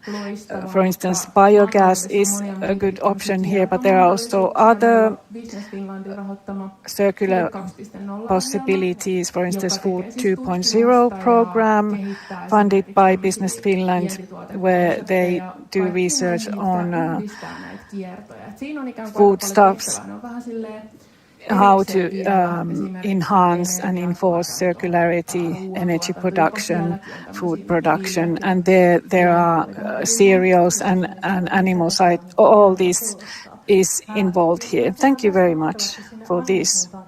And then Anne, regenerative business. How to take forward this activity in agriculture, but also in other sectors. What are the biggest challenges here when we want to pursue regenerative business in Finland? Thank you for the question. I have looked into this in a couple of projects. One was a working group with experts, and another one was a project where we interviewed people in Finland and in Europe and the United States, and they were asked questions with regard to supply chains. As Erika said, many times the questions of biodiversity are visible in the primary production, and social questions are very important there as well. But in particular, promoting these issues is challenging if the supply chain is very complicated. And say a company has many suppliers and they have suppliers. So many challenges arise there. One is the change in the thought patterns, that we understand the connections between these different things, that we understand the need for long-term understanding and how to take innovation into the core of business, into the business model, how we renew the value creation. We can also have a situation where the old indicators no longer work. We need new indicators, how to measure the change in nature, how we communicate about it, what is the financial perspective. It costs something and the whole price cannot be transferred to the customer. How can we assume a way to look at value in the longer term? If we invest some euros there now, will it save us more euros in the future? So this has actually a massive impact when we talk about large corporations that actually have quite extensive and complex supply chains. Thank you for these reflections. Does any one of our panelists have more insight into this? Well, Anne actually mentioned just what I wanted to say, and I have to agree with that. And say it is a global challenge in the West, if we can put it like that. Over the past decades, we have outsourced some issues, even technologically speaking, to countries where these things have not arisen to the surface yet or are just about to arise. So the gap between that appreciation can be quite large, and the upper end of the chain has to carry a lot of responsibility, just as Anne was saying. Let's thank you, and let's then change over from this theme to the wetlands restoration, and that has been considered as one of the win-win solutions that could benefit both the climate and the defense, national defense. And Daria, you've been involved in this recently, so could you elaborate on the results of the work you've carried out? That's right. Together with the Defense Ministry, we set up a working group that also had the border guards involved, and we looked at the benefits of restoration of wetlands in eastern and northern Finland, and came to the conclusion that along the eastern border we have at least 180,000 hectares of wetlands that we could utilize also for defense purposes. And if we talk about win-win solutions, we could improve the natural resource by restoring it, but it would have an impact on both the defense as well as on employment, recreational use of nature, resilience, many things.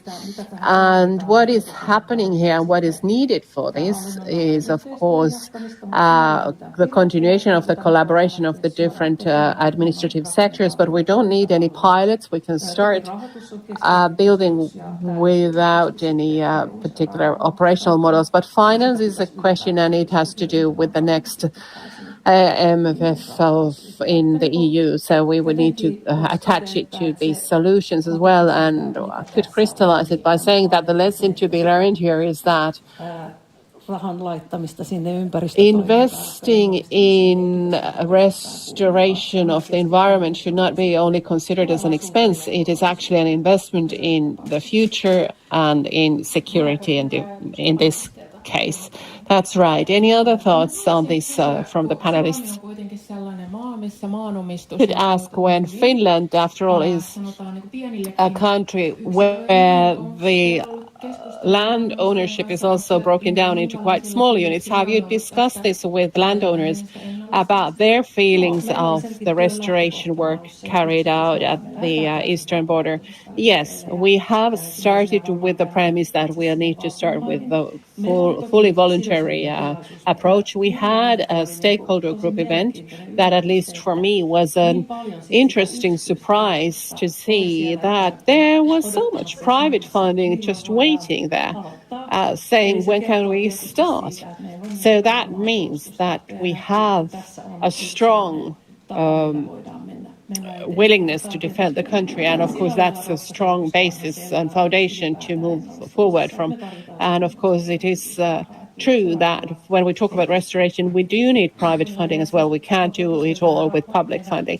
That's right. And when I looked at your report, I paid attention to the same thing, that the willingness for voluntary restoration seemed to be on a high level, and it was connected to the security and defense questions. So issues that we that are close to our hearts, we are also ready to act upon those things. And as far as I understand, you're already, according to the report, you already have one target that you've been working on. That's right. We have a couple of pilot targets, but we're now starting to build up an operational model with the Defense Administration so that we can get started right away. But there are no obstacles to that, so we can start work right away. Ilari, you can comment on it as well. That's right. I've been following your work and have been reading the report, and it's very interesting, and it's great that you have a report in place of it now, and that shows the perspective that it's environmental work is actually important for a large part of society, and we can see what a great impact it also has on defense. And I have to say that with regard to defense, there are many other benefits that we usually don't think about in our everyday lives. If we think about areas that the defense sector is controlling, it's of course these this environmental restoration is one part of it, and it can make it important to the citizens as well. And what is interesting is that also Estonia, Lithuania, and Latvia are carrying out similar things, and we have been engaged in a lot of discussions together with them. Let's then move on to the field of defense industry. Traditionally, it's been considered as a provider of security, but also as a consumer of resources. But in your area, it's also possible to enhance these win-win solutions. So how can the defense side promote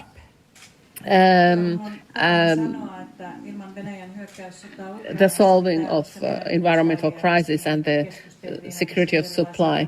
Well, now during the war in Ukraine, we've been discussing at length, and there are many different initiatives starting right now, but understandably, it's now been moved to the background, and I have a couple of different approaches to this question. The first important thing to notice is that when we talk about the defense industry, we're talking about a large supply or value chain, and the lower down you go in the suppliers, it's general industry that supplies to various industrial sectors or end producers, and the smaller volumes are found in the defense industry, even at these times of heavy investments in it.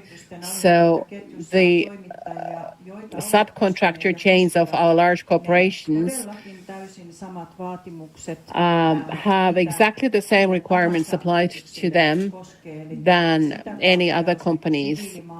So therefore, through the needs in a civil side world, our supply chain for decades has already complied with these specific principles. And many people say that we cannot talk about sustainable development or biodiversity and defense technology in the same sentence, but I fully disagree with that.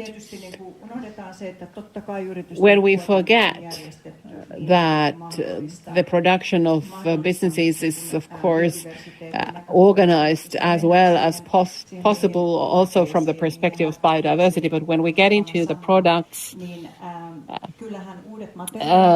new materials, various new materials, whether they are more durable,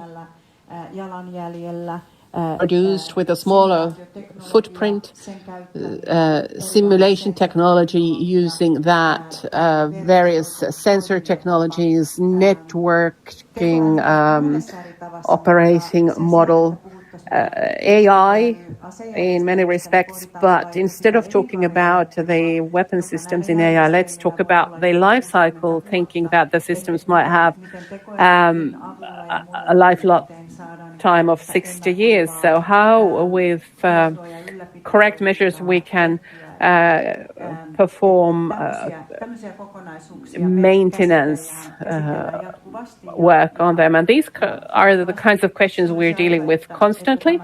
And we hope that a time would come where this would be higher up on our agenda again. Thank you. At this point, I really need to ask Ilari, because you have a new research project where you are actually carrying out similar things. That's right. We have a new Business Finland project on forest nature, where we are working in collaboration with Ponsse, for example, and Kello is another company involved in that, through which we can get in these sensors into use and measure things in nature that were previously difficult to measure. And together we are trying to figure out how forest nature can best be measured and thereby provide information to, say, drivers in the forest environment, while also gaining biodiversity data out of nature. How can we make sure that anybody driving a tractor in the forest won't drive into an area where there are very high natural values there? So there's this combination of technology and AI sensory technology in this project. Thank you. Any other comments? Well, I'm eager to speak now that I get a chance. So sorry for that, Nora. But this is an excellent example of combining the businesses and those who have developed under difficult circumstances, mobility in these difficult circumstances, like on wetlands and forests. So it's great to see that you're combining these. It's a great project. Yes, we're looking forward to the results, but let's also take up the urban green infrastructure. We're talking about parks and green roofs. Also, water elements are under that category, but we've understood that it actually enables plenty of win-win solutions where we can actually increase the well-being of both nature and people. And this has really been a wake-up call this summer when we've seen the extreme heat waves in the Central and Southern Europe. But Ilari, in the Finnish context, what do you think in municipalities, what kind of things can provide us with most mutual benefits? Well, this is something I've learned a lot from our moderator, Nora. We have the street project and biodiversity project in Turku that is the first and only park biodiversity project in Europe where we have a platform for it. And in the urban areas, when we have solutions with regard to nature that give us quickest benefits, I have to say that the quickest benefits come from the natural values that we can preserve, that we should preserve. Thinking about urban green areas, parks, forests, we make sure that they won't be destroyed. They give us health benefits and plenty of different kinds of benefits. And there are other natural-based solutions that we can quickly produce to urban areas like flower fields, grey water, wetlands, and they're not that extensive projects to carry out either. But what is important then there is to remember that although we get quick benefits, we need to think about how they will be preserved far into the future and give us long-term benefits too. So there, the role of planning and the fact that we can also create nature networks into the urban areas that maintain the biodiversity there and maintain and uphold its resilience, thereby giving us the health and other benefits with regard to climate. But I'd like to also mention when you have the cohesion in society, I know that Nora has been doing a lot of in recent years, and it is a rising topic in the research world. And I've been looking at the urban environment with respect to the nature. But Nora, if we think about societal cohesion there, how about the projects yielding mutual benefits? How does it affect that? Yes, indeed. As a city dwellers, understanding on the green infrastructure, how big impact it has for our well-being and health, and it's linked to, of course, societal cohesion.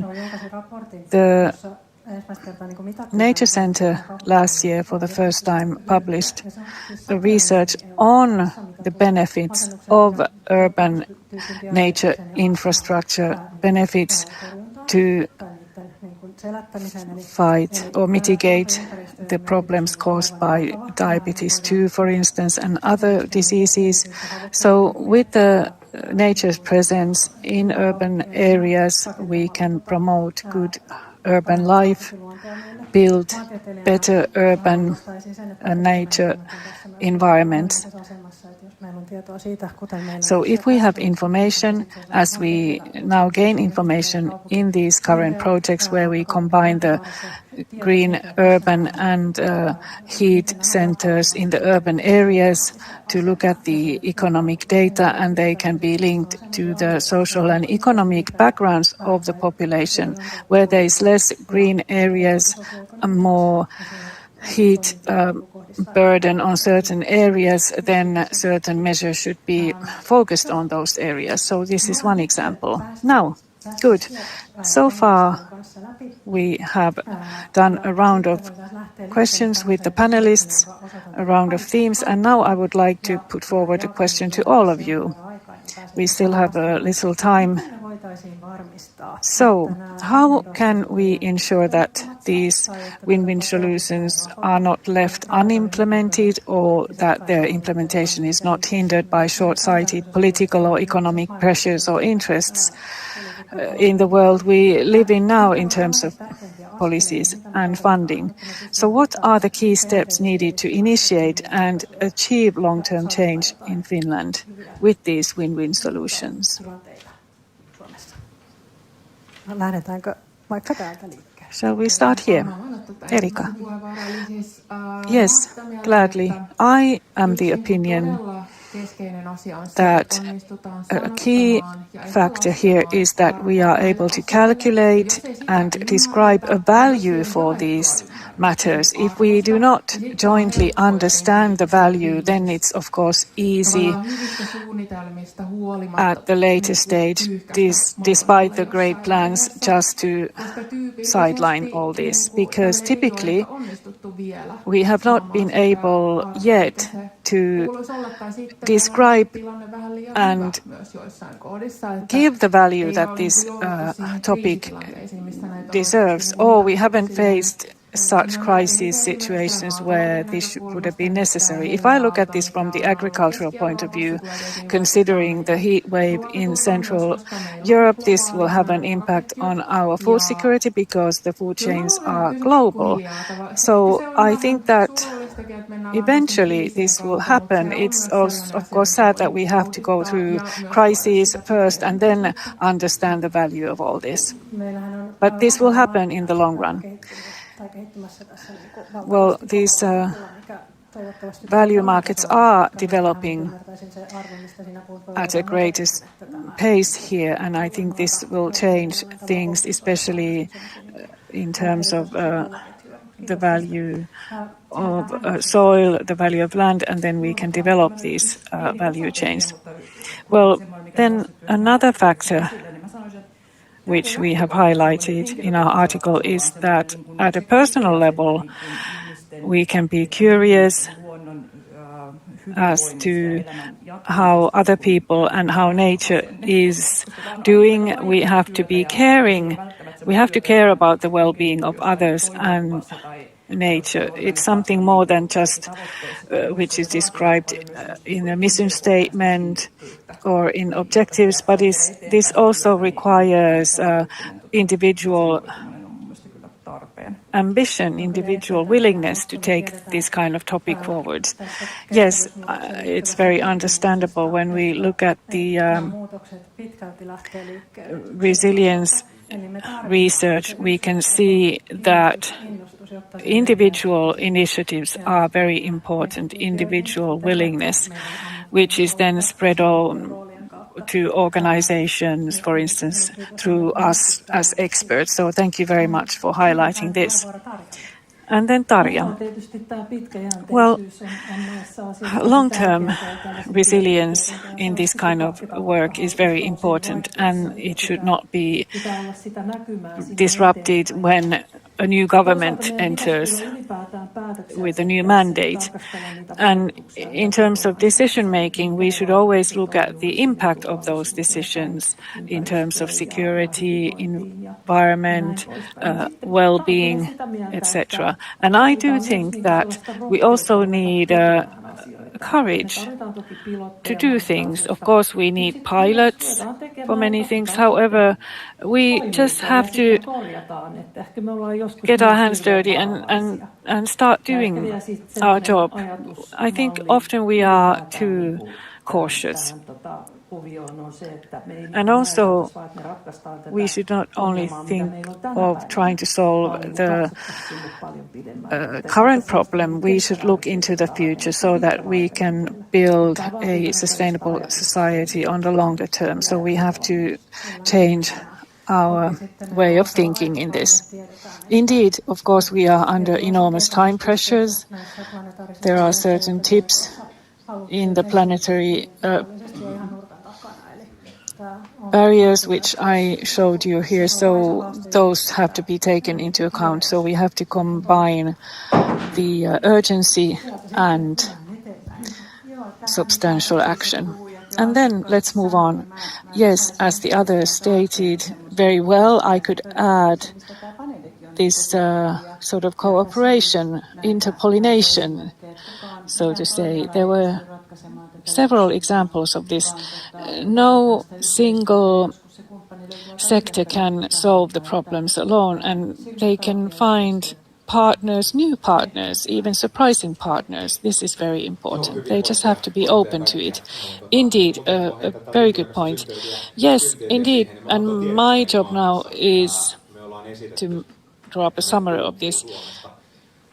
We always say in the scientific community that in Finland we're lacking a sort of interdisciplinary, cross-administrational nature vision. So we do not have a joint vision on what kind of nature we want to have in the future and how to proceed towards that ambition. I have some ideas, actually. I've written some texts on that, and I think that this is a joint work that could bring many, many different types of operators together, that we could cooperate together on a larger scale.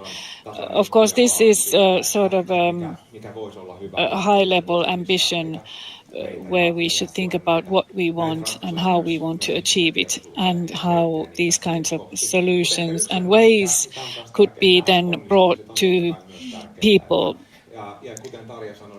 for their attention. And as Tarja said, not everything is successful. We sometimes fail, and those are also good examples. However, we just have to act, be courageous and act. And in the end, many of those solutions are not that expensive compared to what we risk to lose if we do nothing. Yes, indeed. Thank you very much. This was very interesting. I wrote down certain items: courageous, curiousness, surprising partners, visions, and successes and failures. Excellent. So this is a good starting point for all of us. Now, finally, perhaps we could look at another question. One of the reasons why we wanted to organize this particular panel in the Europe Forum is something I mentioned in my presentation, is that many of these themes are often sidelined by security and defense. However, a fundamental challenge is that if we are not able to solve these challenges, then why should we then always try to give grounds as to why do something about the climate change through the topics of defense and security? Well, I just want to start by saying that we always are fighting for the available funds, and we have less and less funds because the situation with these conflicts is getting more and more difficult. So does that mean that we have less and less resources available? I don't think that this is the world where we want to live in. I don't think we need to always use security and defense as an excuse to try and solve environmental problems. Climate change and environmental challenges are important as such, that we need to be able to solve them. However, of course, it helps to look at this from the security point of view. Well, I think that when you find partners who are excited about these activities, it's easy to cooperate. However, not all of us have this sort of internal motive to do something. But if you are able to narrate and explain why this is relevant, then it's easier to cooperate. It's easier to make people understand why this needs to be done. Indeed, there may be different types of interests, however, we can still act commonly, jointly, in order to achieve synergy. And this can be the starting point. If we're able to solve these types of problems and achieve benefits in different fields, of course, that's very beneficial for all of us. However, this does not happen always at the same time. And as you stated, you mentioned this investigation, certain things have been achieved. Indeed.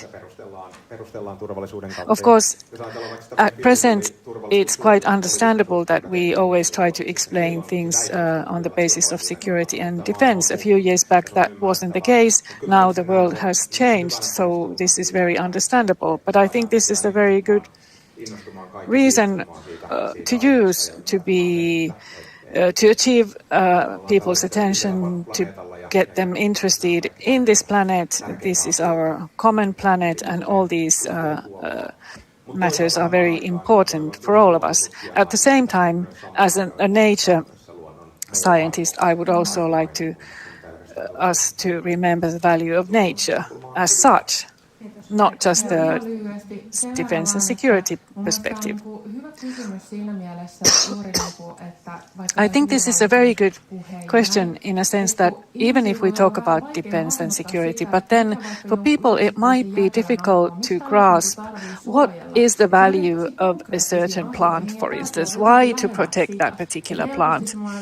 But if we talk about things on a too abstract level, like for instance biodiversity loss, then it's not practical, concrete enough for many people. Indeed, when we look at the urban nature environments, for instance, the trees, what's their significance, what they provide for different types of animals in the nature. Right, thank you very much. Our time is up, and thank you for this very interesting discussion. I'm sure we got a lot out of it. So we can recognize solutions in different sectors that combine these different themes in this win-win solution scenario. We need activities at the state level on a long term, but also in the civil society and on a voluntary basis towards these positive parts. And certainly we need to continue this discussion. This was just a beginning. And finally, thank you very much to Ilari and Anne Jarme Maaström, who is there in the audience. We have been talking about how to organize this panel. Thank you very much to the panelists and to the audience. Thank you.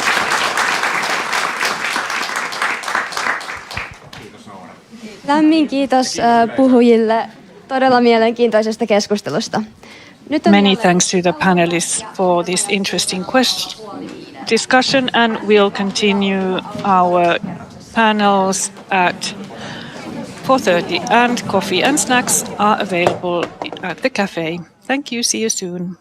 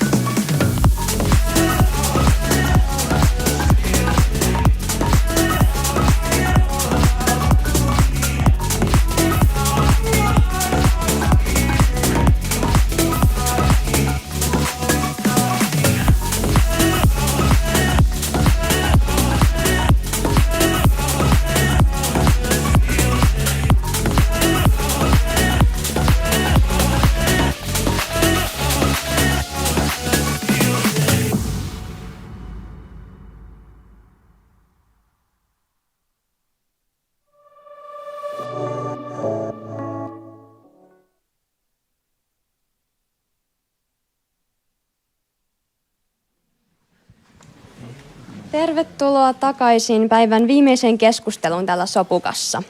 Tuttuun tapaan kaikki ohjelmat live-striimataan ja tulkkaus englantiin tapahtuu Interfy-sovelluksen kautta. Lavan chat-keskusteluun pääsee osallistumaan lukemalla näytöllä näkyvän QR-koodin. Seuraavaksi tarkastellaan kriittisten mineraalien merkitystä Euroopan huoltovarmuudelle, teollisuudelle ja strategiselle omavaraisuudelle. Now let's look at the topic of critical minerals and their importance to the security of supply in Europe. Thank you very much and good afternoon to everybody and welcome to the panel concerning raw materials and their role in maintaining security and security of supply. I work in the Finnish Minerals Group and I'm also your moderator for the next 45 minutes. My name is Olli Salmi. For the most part of my working career, I've been working with metals and minerals, and only in the past few years, now that Europe's security, safety and economy and well-being are at a turning point and new risks appear almost on a daily basis. So we have had to look at very basic questions on how to organize our industry, how to plan industrial activities and in the future. And it's quite surprising how mobile we are, how dependent we are on just a few metals without which our technologies would not work. And these metals often have to be imported from different parts of the world, from other crisis areas, so this is not easy. And rare earth metals, without which our AI or our mobile phones would not work. So these rare earth metals move around in the world and we should understand better what's going on, what is the situation. Now, at the latest in the situation of Russia's war of aggression against Ukraine, brought home the fact that the defense industry is also dependent on these metals. And so different industries are consuming these same metals and minerals. So what should we do in this kind of situation? Both Finland and the EU should find alternative ways to ensure the availability of these critical metals. In Finland, we have mineral deposits abundantly. We have a well-working mining sector.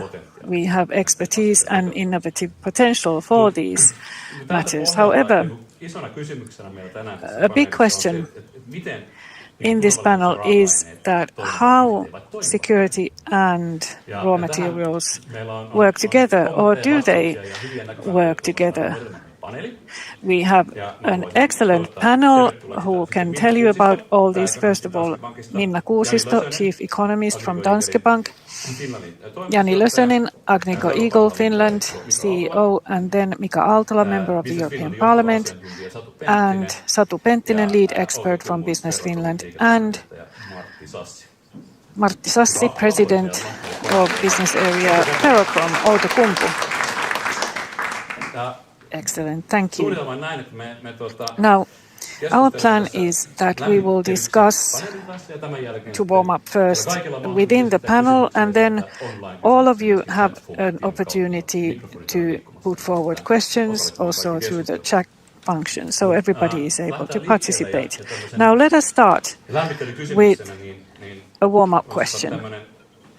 Yhden lauseen nopea kommentti jokaiselta panelistilta. Jos teidän pitäisi nimetä yksi comment from all of you. If you were to mention one single vulnerability connected to mineral and metal supply in Europe, what would that be? Well, I don't know if this is easy, because it's difficult to name just one single vulnerability, because the big problem is that China dominates totally the whole value chain, starting from the extraction and mining all the way to processing and also all the way up to the final product. Well, Minna took the words out of my mouth. I also see this dependency on China as a problem. Not just products are coming from China, but they also dominate the resources. A good example is nickel. More than 70% of that is controlled by China and Russia. And China is very actively involved in Indonesia, for instance, in this. So therefore, the vulnerability is very visible all over the world. So global dependencies are at stake here. Yes. And then Satu. I think we all seem to agree on this. I was about to say the same thing. Europe's dependency on external suppliers and critical minerals are now at the center of politics, and security of supply is a real problem, so we have to operate at times of conflicts and try to get these minerals even from conflict areas, so there are certain risks in terms of supply. Indeed, and then Annika. I agree with the previous speakers.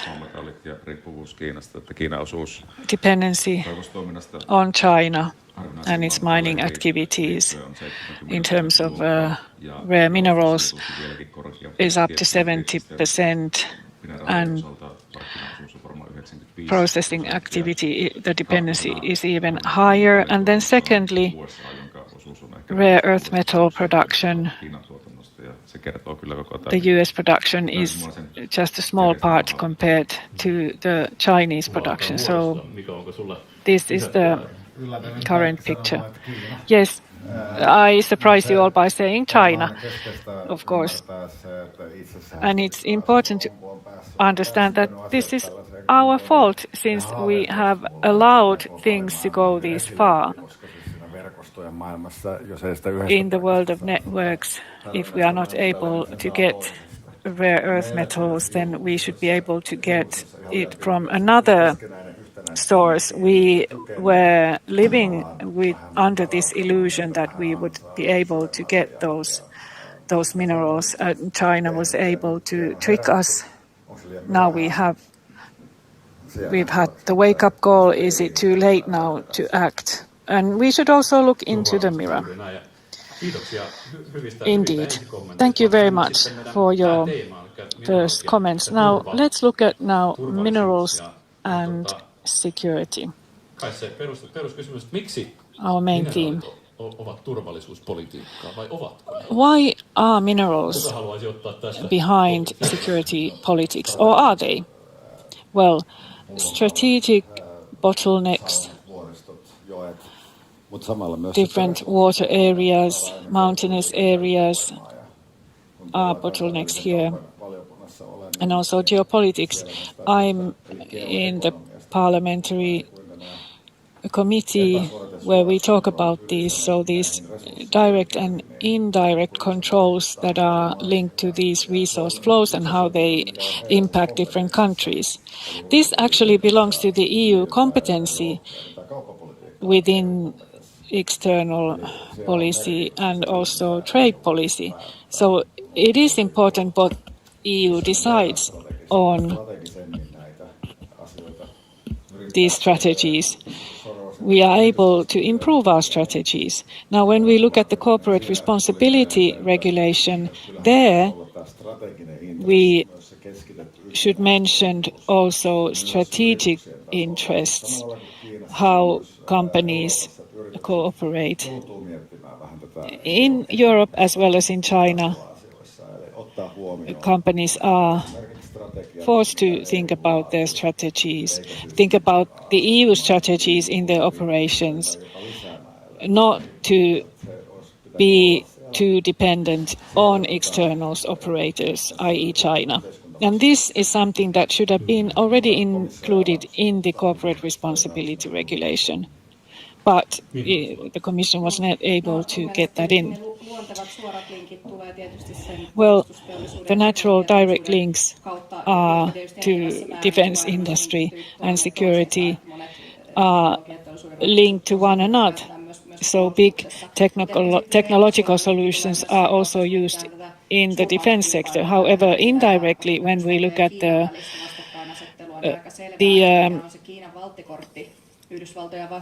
conflict or this juxtaposition between the US and China.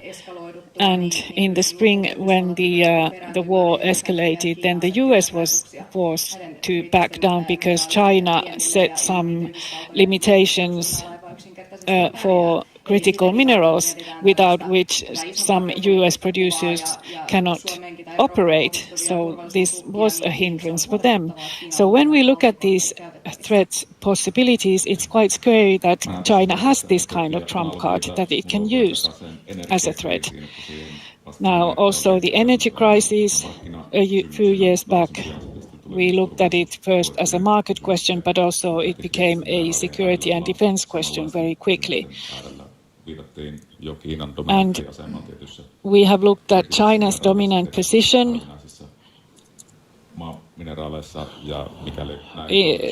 linked to rare earth metals. That's also very important to take into account, and which is visible in defense technology, defense solutions, questions linked to the Western lifestyle, etc. So still, minerals are looked at from an industrial point of view or an environmental question. However, it should be seen as a more comprehensive phenomenon that impacts all facets of life. Let me continue, Jani, with the question. What should then happen for the mining industry to be understood more comprehensively by the politician, decision makers, for instance? Well, this was very evident when the war against Ukraine started, and energy crisis as well. Then we looked at energy from different perspectives.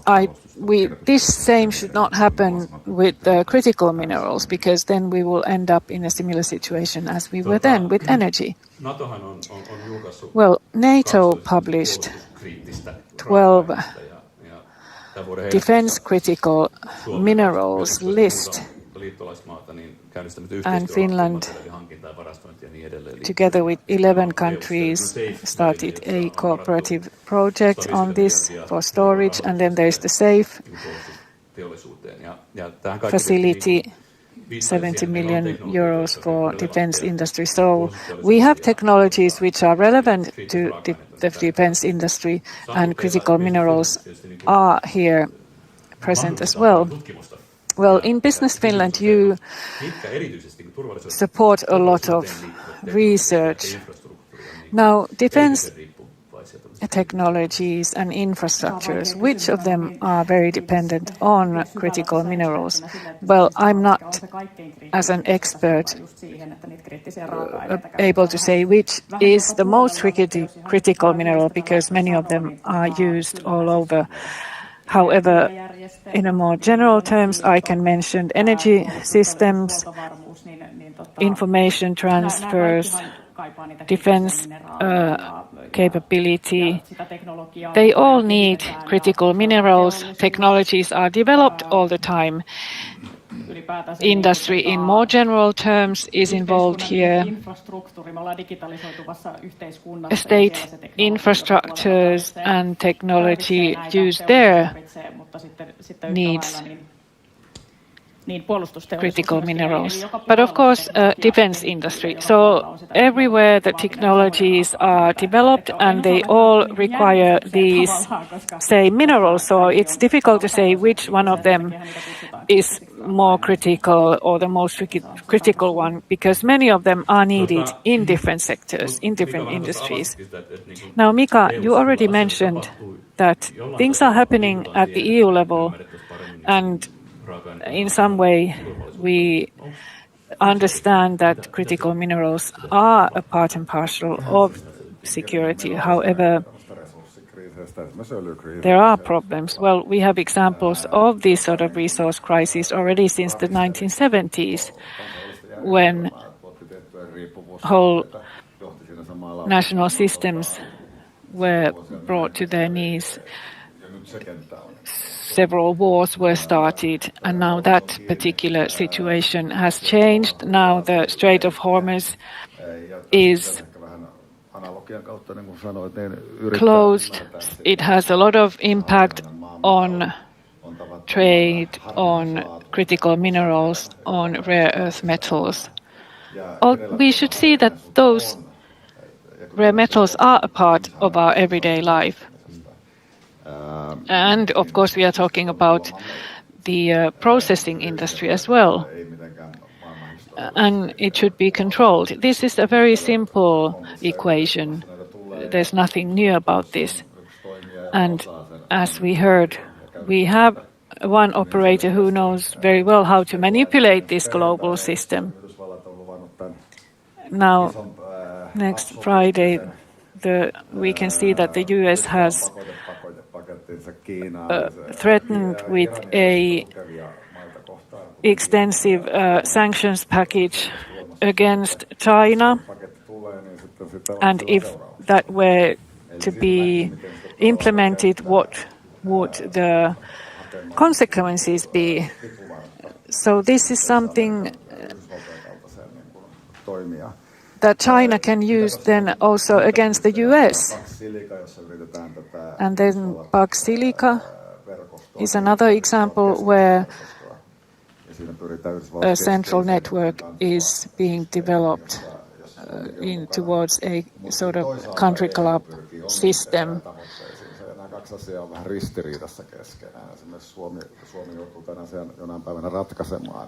Yeah, and at some point Finland has to decide and choose its side where it wants to belong. And processing capacity is very important here. We have to improve our capacity. And I hope that in the Arctic strategy there is subvention given to this, because companies cannot on their own develop these kind of massive processing plants as China has done. Well, coming back to your earlier question, I would like to say that it's important that this matter, its significance, is understood at the EU level, and it's important that such decisions are made that support EU policies also nationally. In Finland, national decisions are not always in line with the EU approach. They do not support one another. Now in Outokumpu, in my company, these nickel, chrome and molybdenum are the most critical minerals for us. And it is important that we create and develop our capabilities, as Mika said. Also, further processing capability is very important, so that we can take the processing to a stage where it can be utilized. It's of no use if the mineral is there in the ground. We have to be able to process it so that it can be then utilized by different industrial sectors. Indeed, that was a very good comment. And then we can move on to our next theme, the European value chains. What should be done in Europe? What is missing still? We have two big European policies that have been going on. Critical, this CRMA, Critical Raw Material Act, and there is a benchmark of 10% by 2030 extraction capacity and 40% of processing capacity. And then IAA, Industrial Accelerator Act, in order to boost European demand for materials such as steel, aluminium and cement. So there is this political will to take matters to this direction. Now, let's consider which mining, processing and production stages are missing in Europe at the moment when we think about critical raw materials, critical minerals. Where are the bottlenecks? Well, perhaps current mentality when we look at things from the political perspective. The CRMA Act and the IAA Act are important, and it's important to understand that we are not only talking about climate change, we're not only talking about industrial policy matters. This is a structural matter which should be brought to the present day. These are not they are not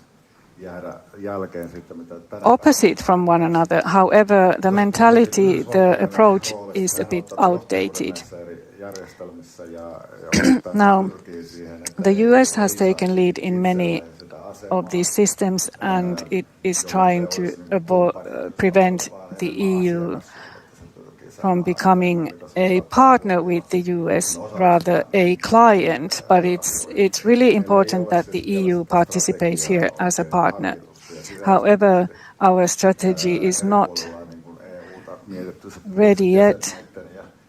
You mentioned this juxtaposition between the EU and member states. Well, this is what we see in everyday life. And then there is also an organic juxtaposition in terms of each member state trying to think from their own perspective, take forward their own interests rather than a joint vision.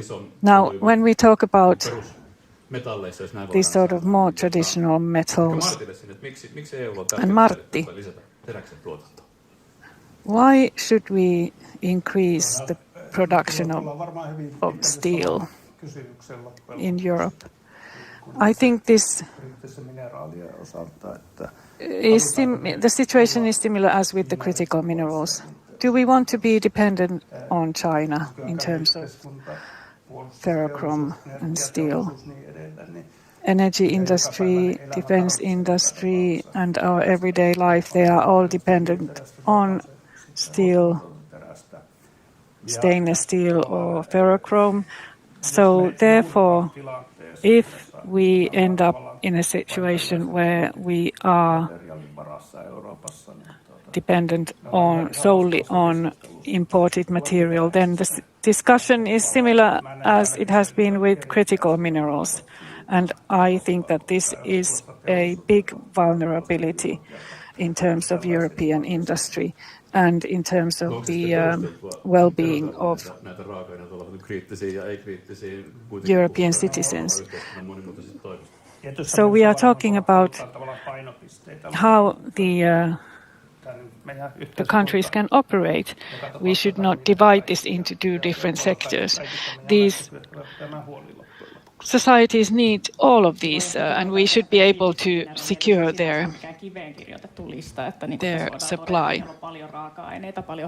Muitakin asioita, mikä on ihan strategisen tärkeitä EUlle ja kriittisten raaka-aineiden. It's not carved in stone. We have critically important minerals, as Martti stated, that we're going to need them in the future. And the definition of critical raw materials can gain attention to this extremely important matter, but it doesn't rule out the fact that other raw materials wouldn't be important also for the security of supply for the defense industries. And when we think about the end product we produce is not necessary to defense forces or for other sectors, but we have a connection to the security political perspectives when we look at our mining takes place in the north and in Canada, in the northern parts of Canada, what we bring to those regions, we bring vitality, critical infrastructure, roads, fuel. And in extreme situations, we have hundreds of kilometers of tunnels underground.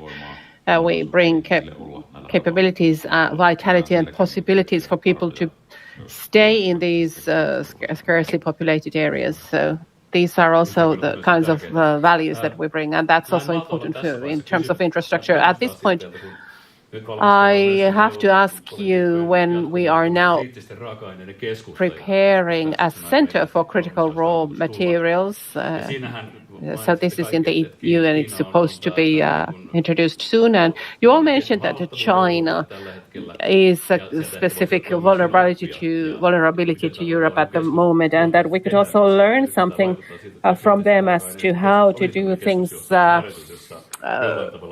from the central management style. And this actually latest effort was similar to that, where we are supporting the availability through various market mechanisms.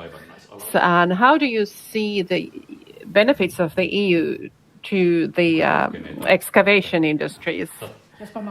Who has the courage to answer? Maybe I can start. I think it is good that the EU is taking a role here, and it is something that no country can lead on their own. So as such, it is good that we are starting to pay attention to the global situation, and we're talking about security reserves, we're talking about base prices for minerals, but I don't think it's going to solve the whole situation, because each country has its own policies and permits and so on. So it's good that the EU takes a role here, but we need other things as well. And another thing is that China has been building up a mineral monopoly for a very long time, and we are lagging behind, and so is the United States, and China has been doing it for decades.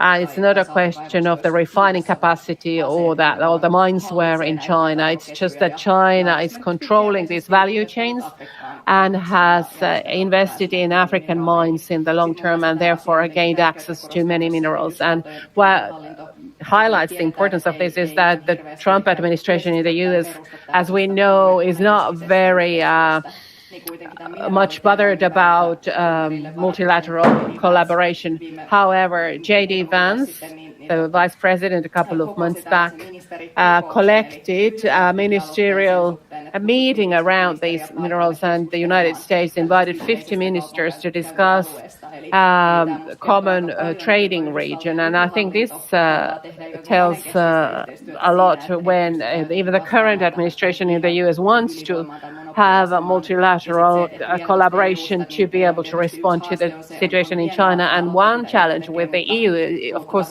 it's great that the EU is taking initiative, but in China and in the US, the various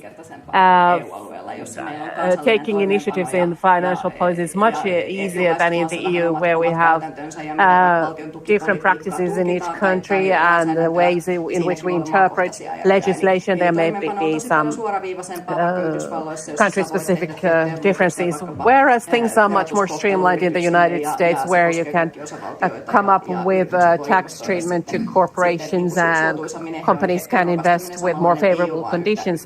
In the EU, it is not as easy to carry something like that out.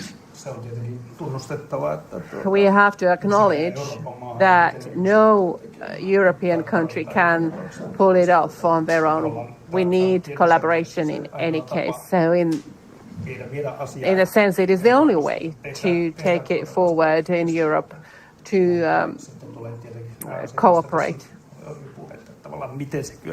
We already mentioned how we can carry it out in an agile and efficient manner is another question. So, of course, I think it's the other side of the story.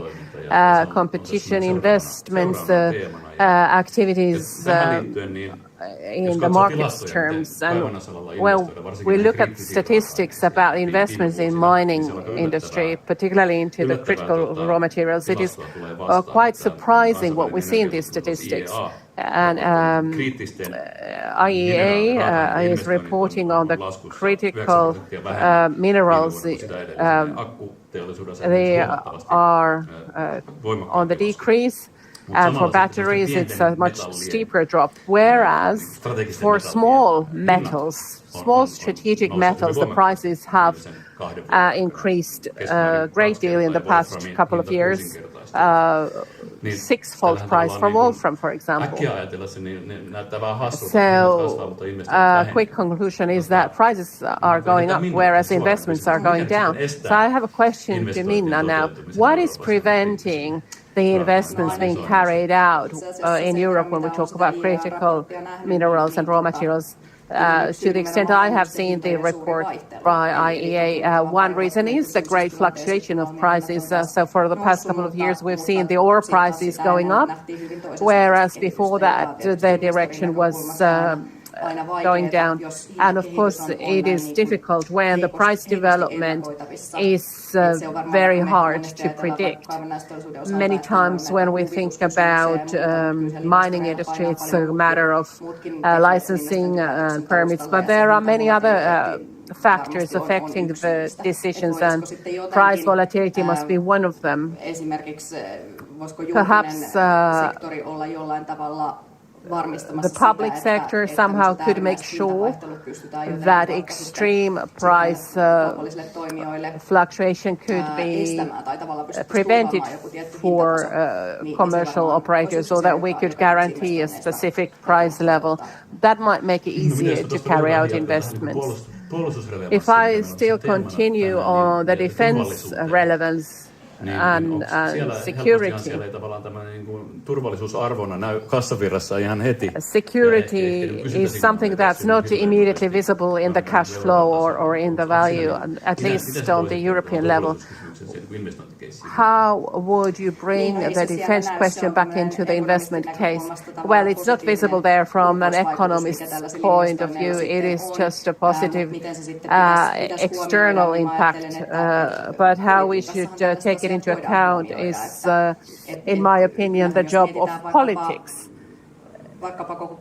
Thinking about the whole field of development funding, the different financial instruments for development policies are based on the idea of compensating for a market mechanism that is not fully operating. And if we know that there is a sector that's not operating on commercial terms only, that we could gain the benefits for society that are required, the public sector can get involved somehow. So it might be some kind of asymmetric risk distribution, direct aid, various financial instruments, guarantees, etc., that make the investments easier. But these are always political decisions, and there's always a price tag for citizens, so they are not an easy decision to make. That was a good idea to say that to be a strategic operator, the EU needs to be able to invest in places where the strategy is relevant. And when you look at the Draghi report, Finland is mentioned at a point where it discusses minerals. That's how we were introduced into the Draghi report. And this dimension of development policy is also interesting that you said this global dimension that has been going on for a long time was not initially intended against China, because it was not, nobody wanted to mention it as a potential threat, but it's moving towards the direction where the Draghi report mentions that the idea is to gain access to resources and allocating public funding to places where it's strategically significant. And there's nothing bad about it. It's a question of the money of European taxpayers and about issues that directly affect their security when you think about how this money is being invested. And there is another question of when China is actually polluting while it is refining these minerals, and raise the standards, and thereby try to gain leverage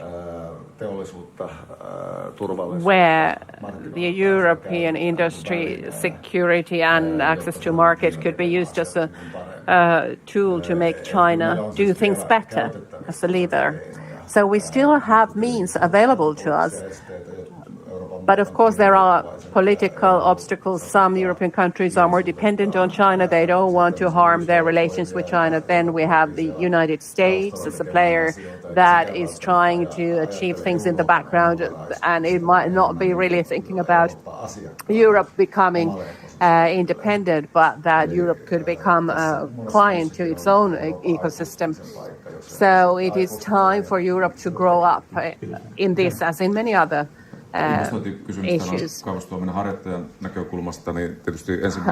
the perspective of mining industry representative is that, of course, the first thing is that there is potential. There's something worth excavating and refining in the ground. And Finland, of course, has an advantage of having plenty of minerals, and we have a strong cluster. We have a technological competence and broad development activities. We have regulation that ensures responsible conduct there. So we have plenty of arguments. But when we think about where the investors' money is being directed, it goes to places where the yield versus investment is the most favorable one. And we have affected both on the yield and on the risk. When we think about the length of permitting process is one essential risk factor that we can affect through our own decisions. And what affects yield? Well, that's, for example, tax solutions. And we've been going towards a direction where the electricity taxation has been multiplied by 5 when it's being used by the mining industry. And that, of course, weakens the Finnish competitiveness against other countries. And, of course, we can say that a mining company made an over 2 billion investment into Finland a couple of months back. So clearly they still see potential here. But primarily it is the geological potential that drives the decision. And that we can't do anything about that. But we can do a great deal through political decision-making on the question of risks and yields. I can see that you have another question coming up, but now I would like to open up the discussion for the audience, and clearly we have plenty of questions. The first gentleman there. Yes, thank you.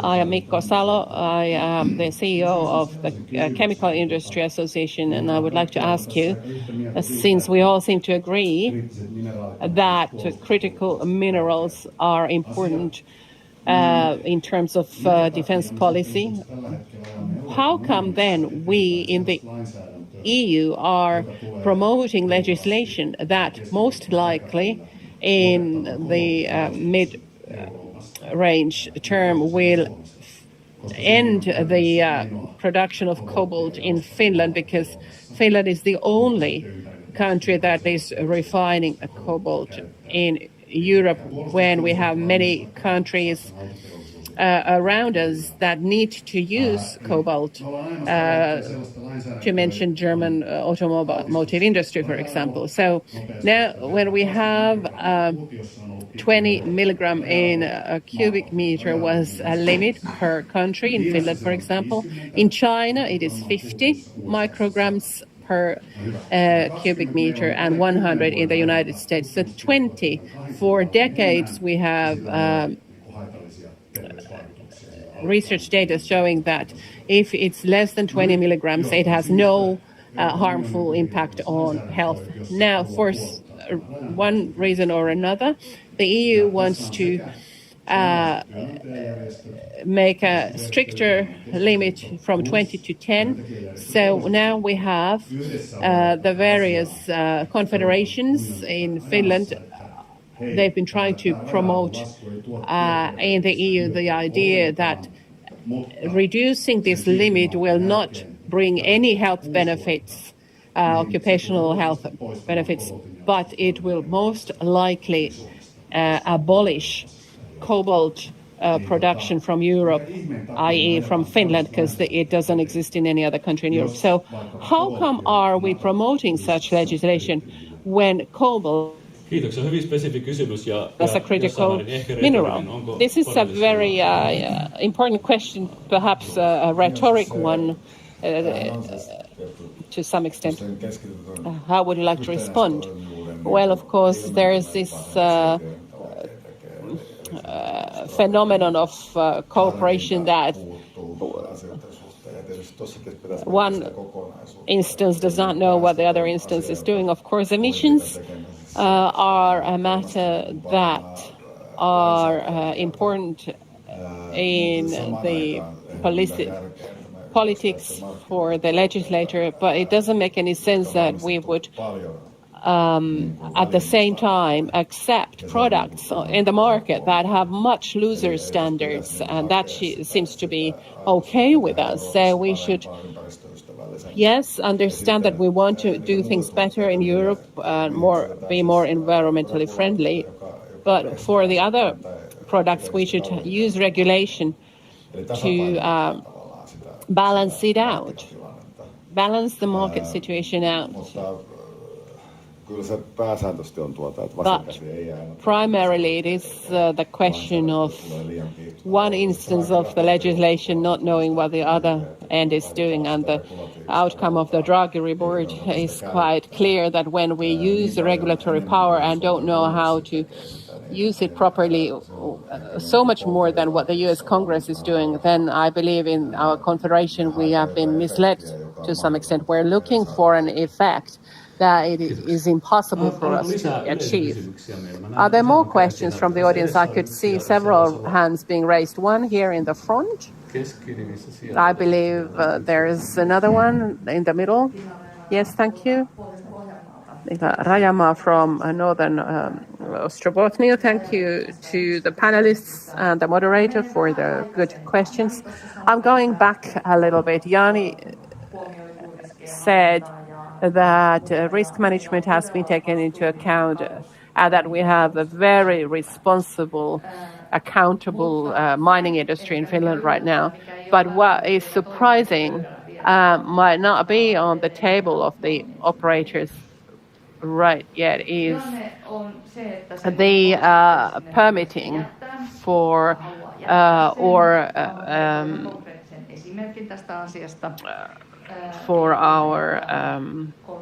or prospecting. So say small company is applying for ore prospecting with small resources. They actually meet the criteria, but whether they are actually prospecting for ore or not. Currently, the Defense Ministry on occasion has deleted some land trades off the list.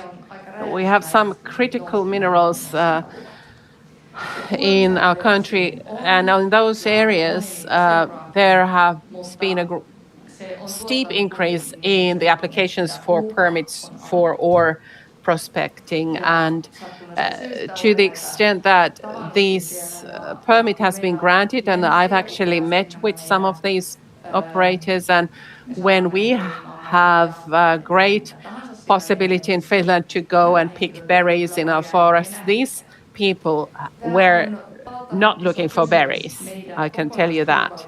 This is a huge question in our comprehensive security. That is also linked to the European security and to our security of supply. Has it come to your tables, both in Outokumpu and Atiko, when you are applying for a permit for ore prospecting, you have all your paperwork done properly, but currently we have these applications flooding in, and I think we have 3 or 4 persons in the country that are processing them. I don't think you have had this, but it is clear to me. How does it look to you? For my company, I can say that we are certainly carrying out ore prospecting And of course, I don't know what the authorities have as a process behind that when they process the applications for various applicants.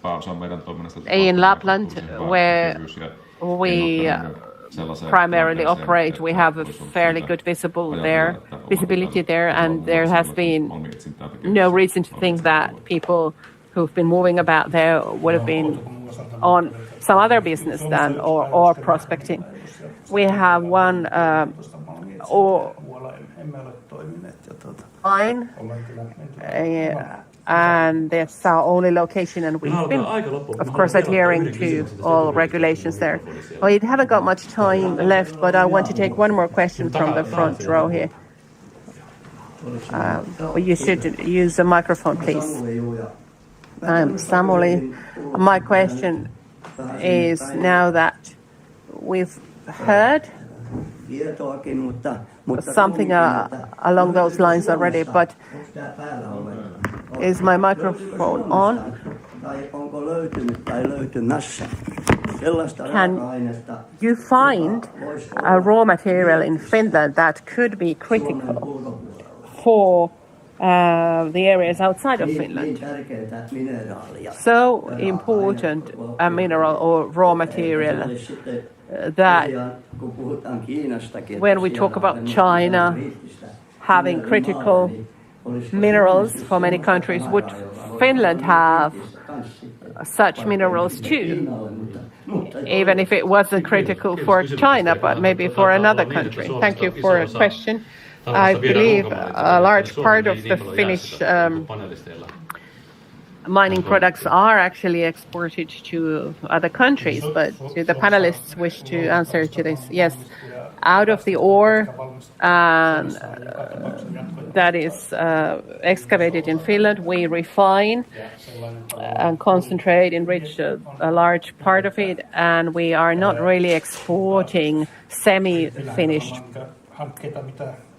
products much. But the projects that are underway in Finland right now, and I believe Olli can speak for Sokli in more detail, we have a significant potential in European and global scale. So we definitely need to tap into that.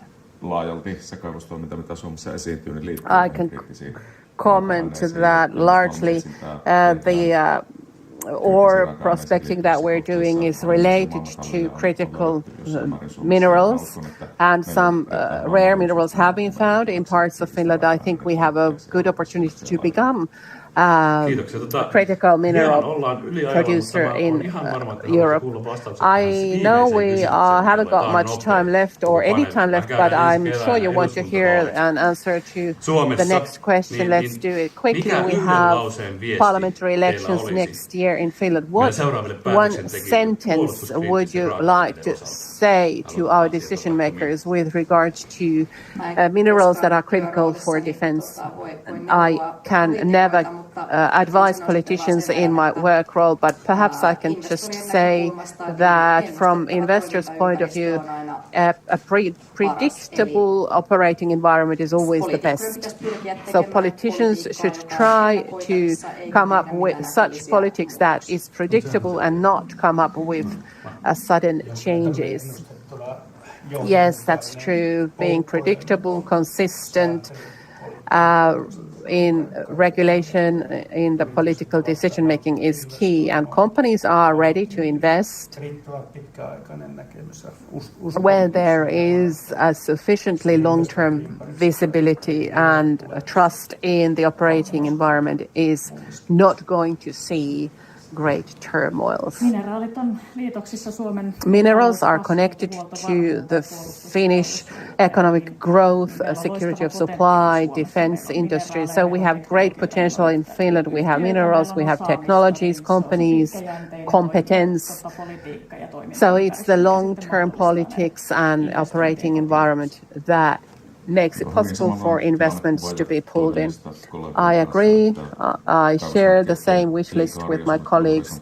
The life cycle and planning horizon for mining operations takes decades, and we need a predictable and a competitive operating environment, and thereby we can create vitality and means to run this society.